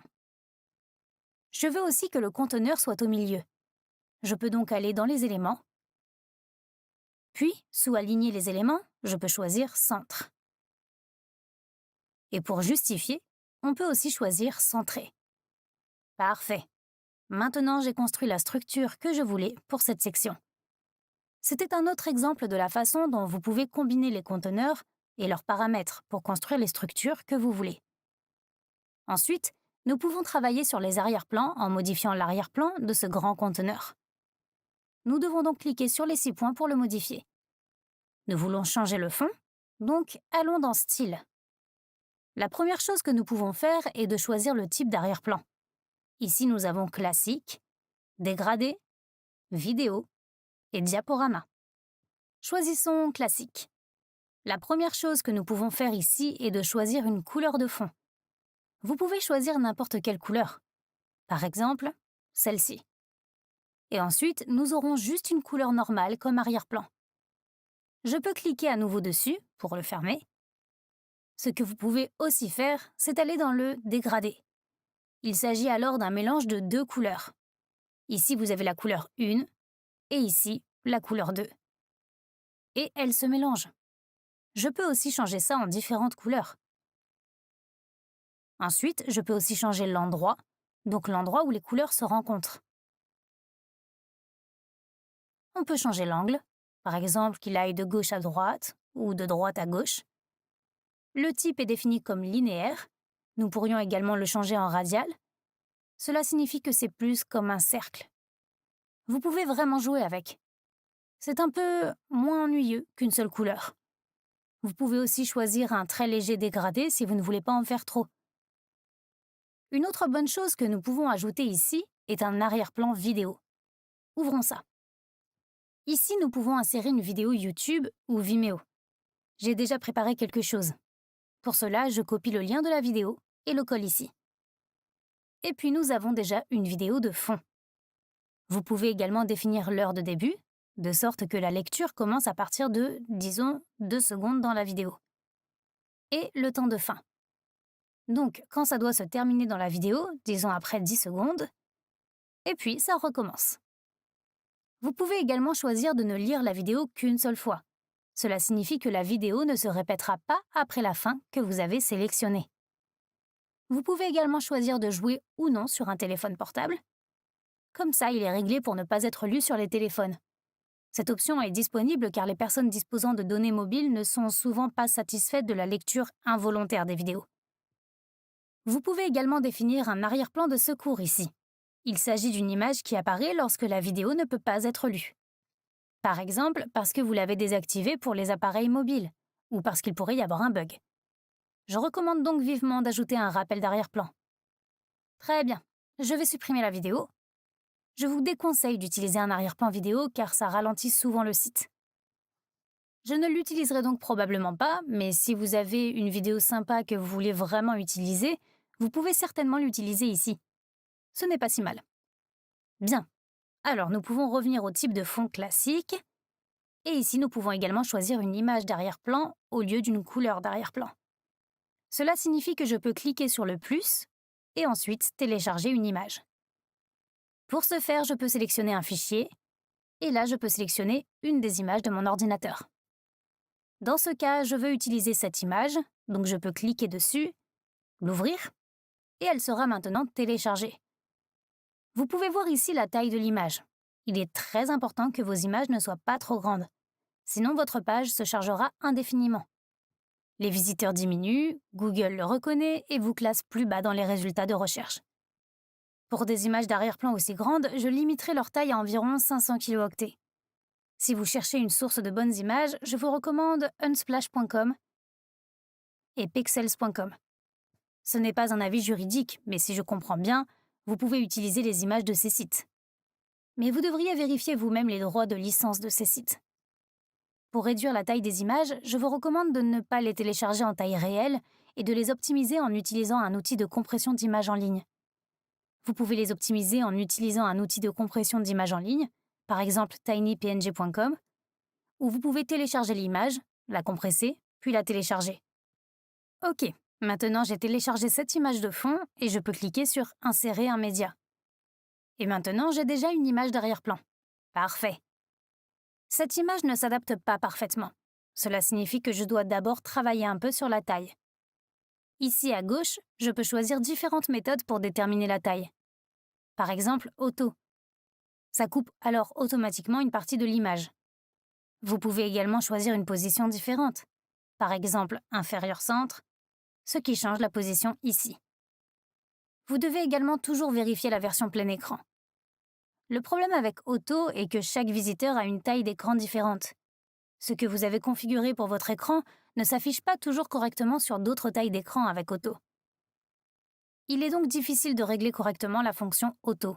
De même, les options Contenir et Personnaliser sont difficiles à utiliser car elles ne s'adaptent pas bien aux autres tailles d'écran. Parfois, l'image ne s'intègre même pas complètement à l'arrière-plan. C'est pourquoi vous devez toujours choisir Couvrir pour la taille. Ensuite, Elementor ajuste automatiquement la taille pour s'adapter à l'écran, quelle que soit la taille de celui-ci. Pour l'attachement, vous pouvez choisir entre Défilement et Fixe. Défilement est juste normal, et Fixe vous donne cet effet lorsque vous faites défiler vers le bas. Et nous n'avons pas besoin de répéter. Ensuite, examinons les superpositions d'arrière-plan.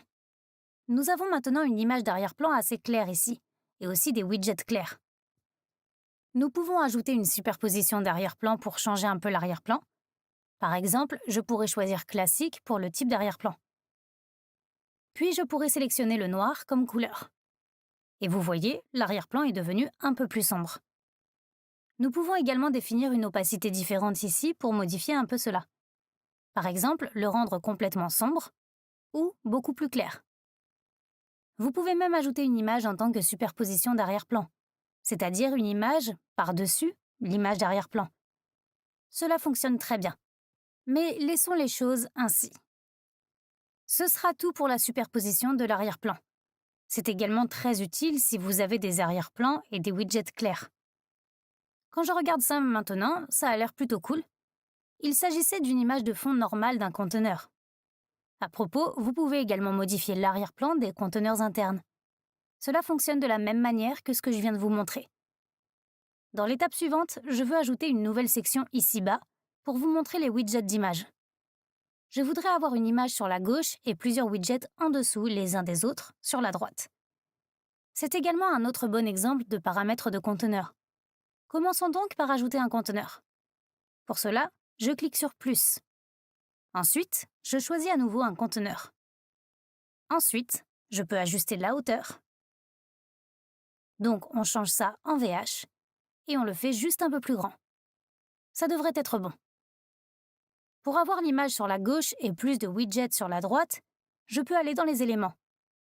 Et là, je peux choisir ligne pour la direction. Puis, je retourne au widget. Maintenant, je vais ajouter deux conteneurs internes ici, l'un à côté de l'autre. Cela signifie que je peux ajouter un widget de conteneur ici.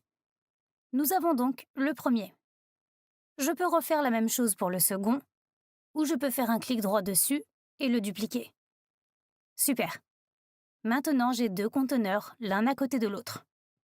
Nous aurions également pu réaliser cette structure si, après avoir cliqué sur le plus, nous avions sélectionné le 2 ici.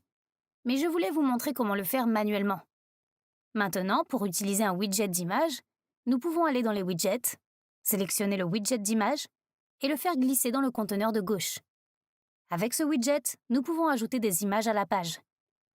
Dans le contenu, je peux d'abord sélectionner une image, je clique dessus et je peux soit en télécharger une, soit en prendre une dans ma médiathèque, c'est-à-dire dans les images que j'ai déjà téléchargées. Je vais aller dans la rubrique « Téléverser des fichiers » et en choisir une sur mon ordinateur. Je l'ai ici, puis je l'ouvre. Vous devez également vous assurer qu'il n'est pas trop grand, et puis vous pouvez cliquer sur « Insérer le média ». Super.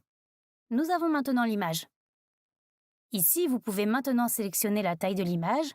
Ce ne sont que quelques tailles prédéfinies. Vous pouvez les essayer si vous le souhaitez. Par exemple, également personnaliser. Mais je trouve plus facile d'aller dans le style et d'ajuster la taille ici via la largeur. Je reviens sur le contenu.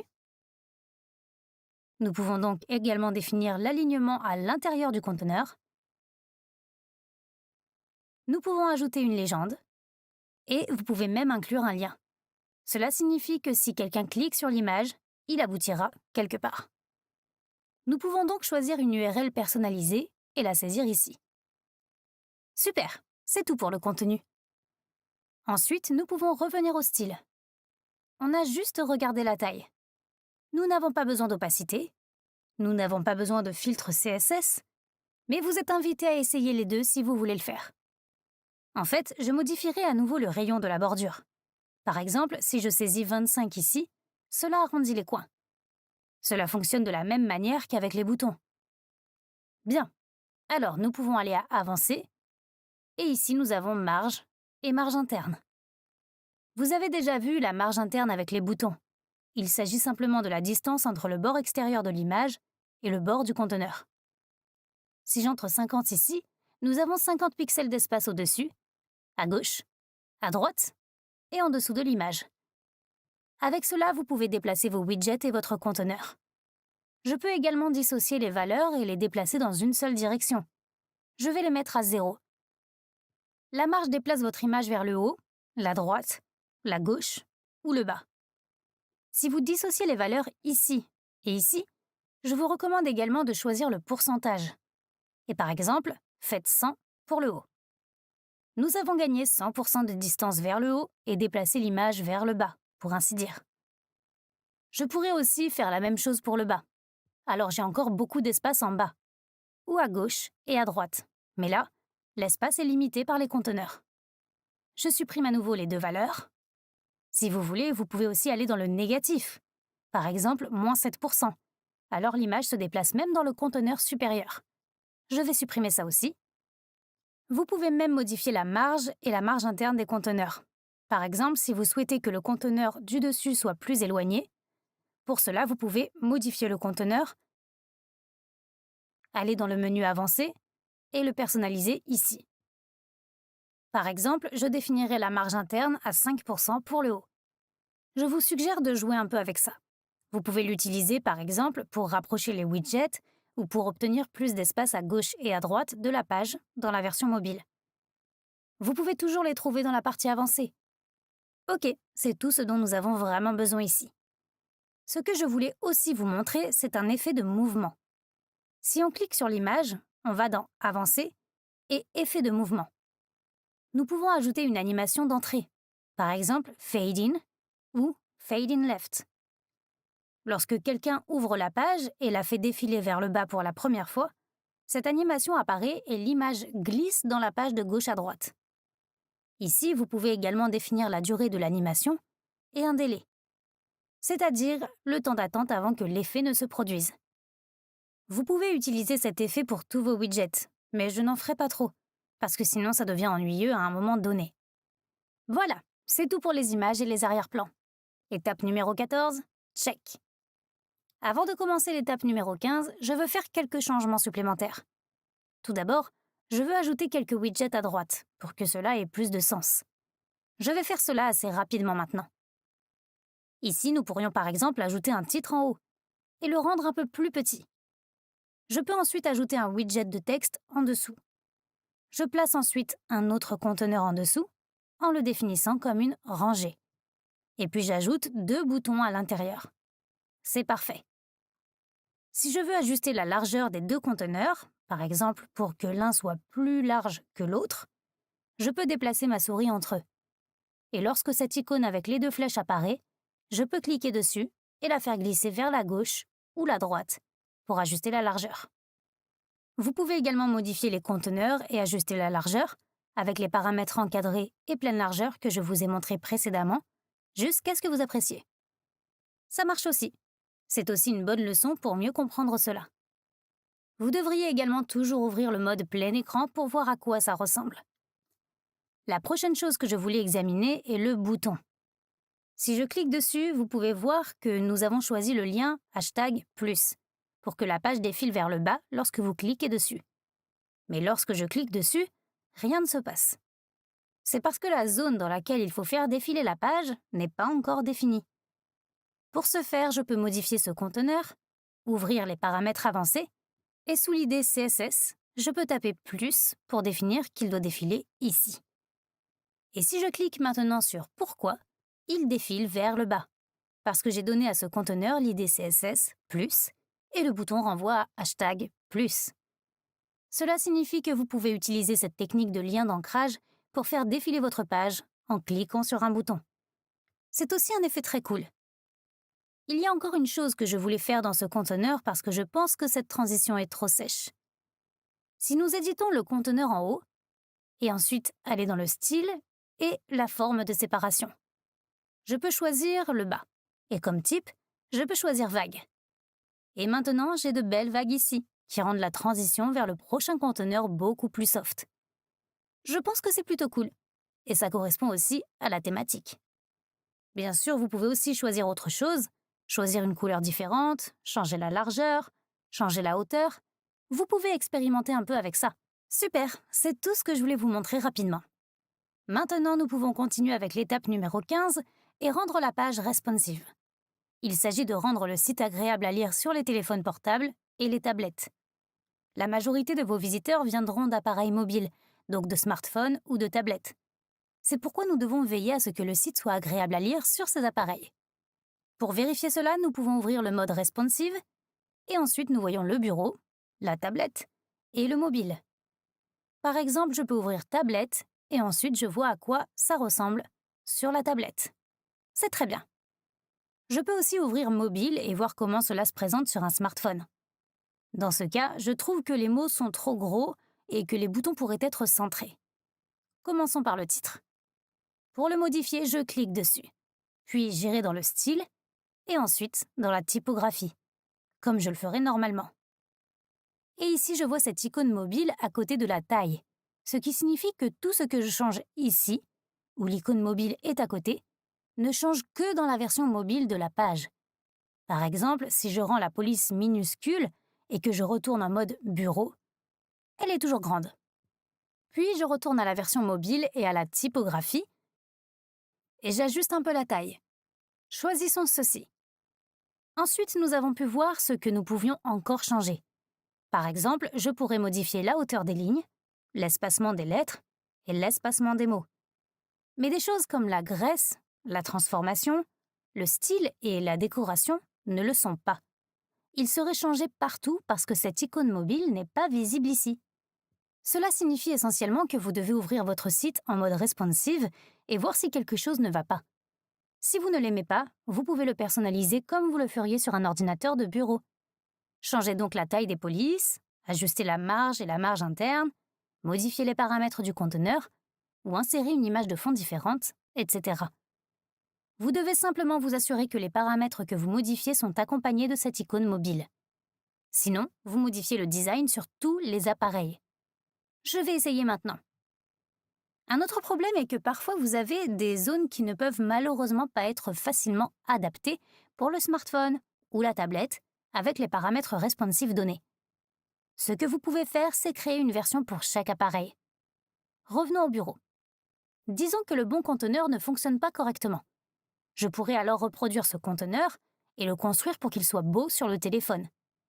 Je vais donc créer un nouveau conteneur et copier-coller tous les widgets de droite dans celui-ci. Je vais faire ça un peu plus vite. Ensuite, je peux l'ouvrir à nouveau dans la vue mobile et voir si l'apparence est bonne sur le smartphone. Si quelque chose ne va pas, je peux maintenant l'ajuster et je n'ai pas besoin de m'embêter avec l'icône mobile à côté des paramètres. Je peux maintenant effectuer tous les réglages que je veux ou même ajouter et supprimer des widgets uniquement pour la version mobile. Une fois que c'est bon, je peux le configurer pour ne montrer que les bonnes zones sur les bons appareils. Je veux seulement montrer ce conteneur inférieur sur les smartphones. Cela signifie que je peux modifier le conteneur, puis je peux aller dans Avancer, Responsive, et sélectionner Masquer sur ordinateur et Masquer sur tablette. Ce conteneur ne sera alors affiché que sur les smartphones. Je ne veux pas afficher le conteneur de droite sur les smartphones. Je peux donc modifier le conteneur droit, avancer, aller à Responsive et sélectionner Masquer sur mobile. Ainsi, il ne sera plus affiché sur les smartphones. Super! Dans l'aperçu d'Elementor, vous ne voyez pas vraiment l'effet, mais lorsque je l'enregistre et que j'ouvre la page en cliquant sur cet œil ici, et ensuite un clic droit, Inspecter, ici je peux sélectionner Mobile.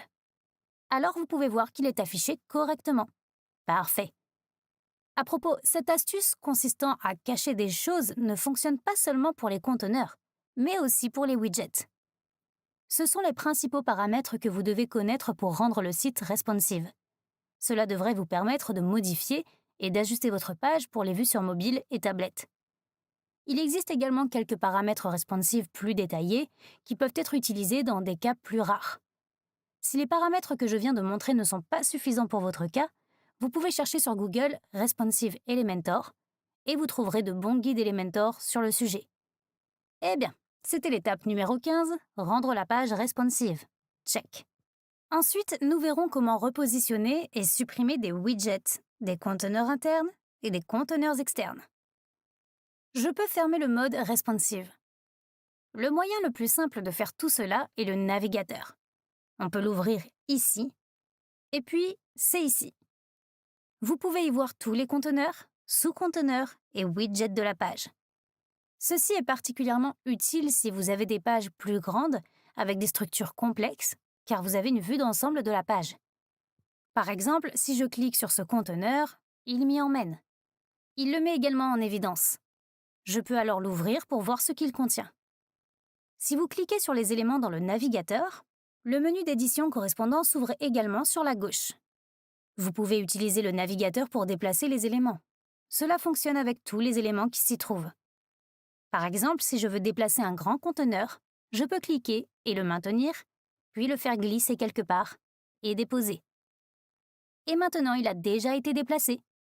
Je peux également le faire avec des widgets ou des conteneurs internes. Cela fonctionne de la même manière. Je peux donc les placer n'importe où sur la page. Avec un clic droit, vous pouvez également dupliquer, copier et coller des choses, etc. Je veux que la page soit vide. Je peux donc faire un clic droit sur le contenu dans le navigateur et cliquer sur Effacer. Et super! Maintenant, nous avons une page blanche et l'étape numéro 16 est également terminée.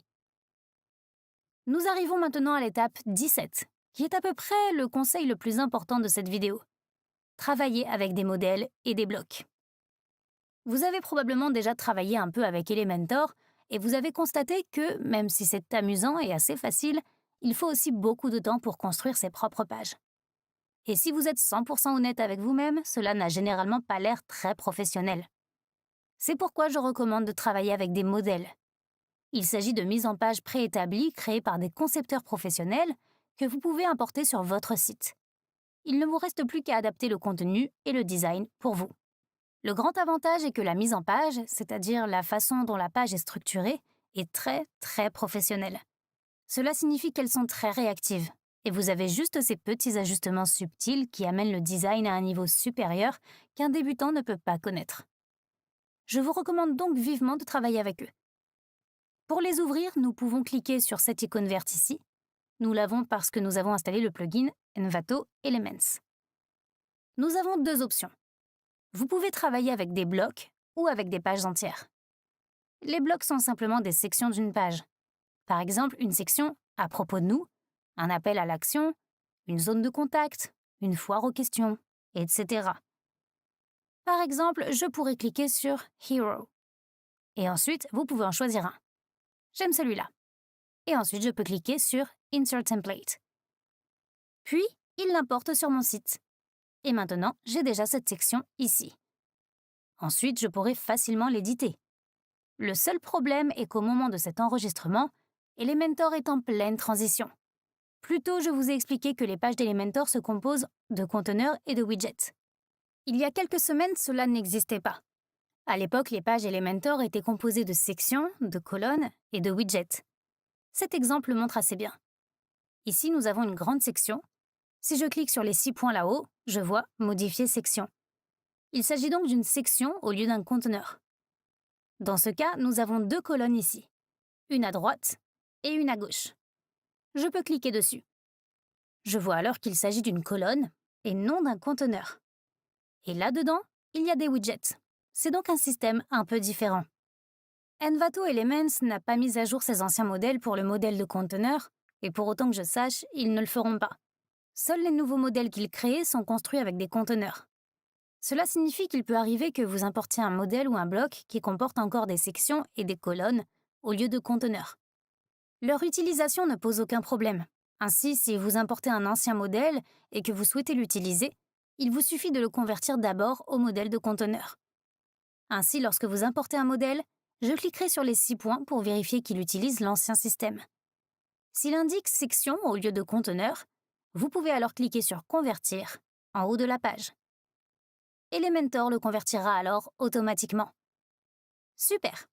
Et puis il a été converti et la version du conteneur est ci-dessous pour que vous puissiez la comparer. Cela fonctionne bien pour la plupart des mises en page simples. Parfois, il peut y avoir des problèmes. Il faut alors ajuster manuellement la version du conteneur et y effectuer des réglages pour qu'elle ait le même aspect que la version originale. Par exemple, ici, vous verrez que les widgets sont placés en haut du conteneur et non au milieu. Je devrais donc le modifier à nouveau et le placer au milieu. Il s'agit principalement de ce genre de choses. Si vous convertissez un modèle et que cela vous pose des problèmes, vous pouvez également vous rendre sur la page supplémentaire, dont le lien figure dans la description de la vidéo, et regarder cette vidéo. J'y aborde les erreurs typiques de conversion et je montre comment les résoudre. La vidéo est également intéressante à regarder, même si vous n'utilisez pas de modèle, parce que, par exemple, j'explique plus en détail les paramètres de largeur des conteneurs et le contexte entre eux. La vidéo est donc également très utile pour mieux comprendre les modèles et les adapter pour vous. Une fois que vous êtes satisfait de la version du conteneur, vous pouvez supprimer la version ci-dessus en cliquant sur le X ici. Revenons donc au modèle. Vous pouvez l'éditer comme je vous l'ai montré plus tôt. Donc je peux maintenant voir, voici un bouton, puis je clique dessus, je modifie le contenu, le style, je l'adapte à mes besoins, je peux modifier l'image d'arrière-plan ou les paramètres du conteneur. Je peux également supprimer les éléments qui ne me plaisent pas, ajouter d'autres widgets ou annuler complètement le tout. Vous êtes alors libre dans ce que vous voulez construire et modifier. De la même manière, vous pourriez ensuite passer à autre chose, revenir au modèle, au FreeBlocks et ajouter le suivant. Par exemple, une carte. Je vais donc sur Map.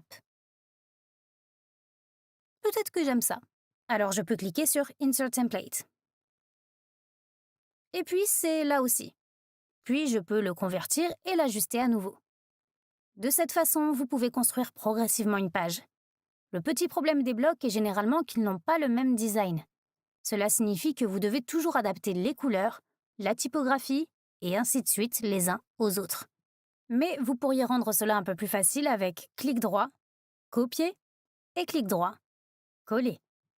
Comme vous pouvez le constater, les blocs sont déjà un bon moyen de s'épargner du travail. Je vais les supprimer tous les deux. Vous pouvez également insérer des modèles entiers, donc des pages entières, en allant dans Envato Elements, Free Kits. Et ici, vous avez des packs de modèles, c'est-à-dire des packs complets pour les sujets. Par exemple, pour un professeur de musique, la cybersécurité, etc. Il y en a beaucoup.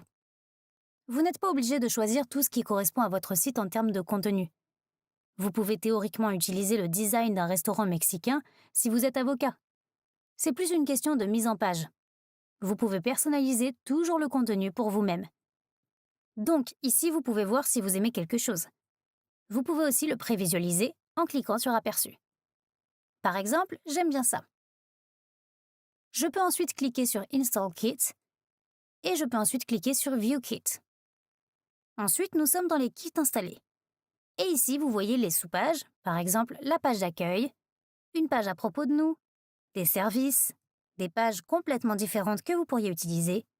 Vous pouvez également voir un aperçu ici. Disons que je veux travailler sur la page d'accueil. Je peux donc cliquer sur Insert Template pour importer la page entière. Et ensuite, je peux le convertir. Pour faire cela, pour tout un site en même temps, je peux aller dans les réglages en bas à gauche et cliquer sur Convertir. Parfait. Et maintenant, j'ai déjà une page entière ici que je peux facilement adapter et améliorer pour moi-même. Cela fonctionne de la même manière que pour les blocs. Vous avez déjà appris à le personnaliser maintenant, car je vous ai montré les widgets et les paramètres les plus importants. Il existe bien sûr de nombreux autres widgets, comme vous pouvez le voir ici, en faisant défiler la page. Si vous voulez utiliser un nouveau widget, vous pouvez soit le faire glisser et voir ce que disent les paramètres, l'essayer, et en cas de doute, le défaire. Vous pouvez également consulter les instructions relatives aux différents widgets sur Internet. Il y a beaucoup de tutoriels. À propos, les modèles peuvent avoir des structures assez complexes. Je vous recommande donc de travailler avec le navigateur pour les comprendre.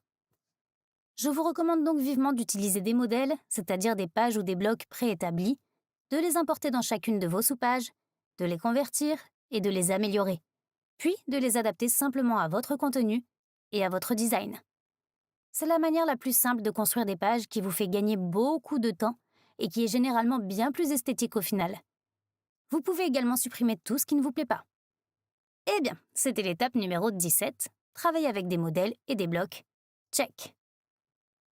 Lorsque j'ouvre la page, je constate qu'elle est déjà belle, mais il n'y a pas de navigation ici. Cela signifie que nous ne pouvons pas ouvrir nos autres pages. Nous devons donc créer la navigation et ensuite concevoir cette zone d'en-tête. Nous devons également construire le pied de page. Il s'agit des étapes 18 et 19. Je ne les ai pas inclus dans ce tutoriel principal car il y a quelques variations et tout n'est pas pertinent pour tout le monde. Au lieu de cela, je les ai inclus en tant que didacticiel supplémentaire sur la page supplémentaire, qui est le deuxième lien dans la description de la vidéo. Tout d'abord, vous devriez regarder ce tutoriel. J'y montre comment créer la navigation et ensuite comment concevoir l'entête avec le customizer, donc le thème. Au fait, si vous voulez voir les vidéos sur YouTube, vous pouvez faire un clic droit dessus, copier l'URL et ensuite les ouvrir dans un nouvel onglet. Ensuite, vous pouvez regarder ce tutoriel. J'y montre comment construire et définir le pied de page avec Elementor et un plugin supplémentaire. C'est également important car vous avez besoin d'un pied de page. J'y montre également comment vous pouvez construire et concevoir l'entête avec Elementor comme alternative au personnalisateur. C'est la partie principale du tutoriel. Si vous avez tout suivi jusqu'à présent et si vous regardez les parties concernant l'entête et le pied de page, vous devriez savoir tout ce dont vous avez besoin pour construire une jolie page. Mon conseil pour vous, recherchez de très belles images. Faites-les aussi petites que possible pour que votre page se charge rapidement. Trouvez de bonnes couleurs qui correspondent au sujet et aux images, et trouvez des polices de caractères qui vont également bien avec le site. Lorsque ces trois aspects sont bien mélangés, on obtient un site web de qualité. N'utilisez pas trop de texte, personne ne le lit de toute façon, et travaillez avec des modèles ou des blocs, cela rend tout beaucoup plus facile. Si vous avez des questions, n'hésitez pas à me laisser un commentaire, de préférence sous ce tutoriel principal. Je lis et réponds à chaque commentaire. Si vous avez aimé la vidéo, j'apprécierais que vous me donniez un pouce en l'air. Cela m'aide beaucoup avec l'algorithme de YouTube.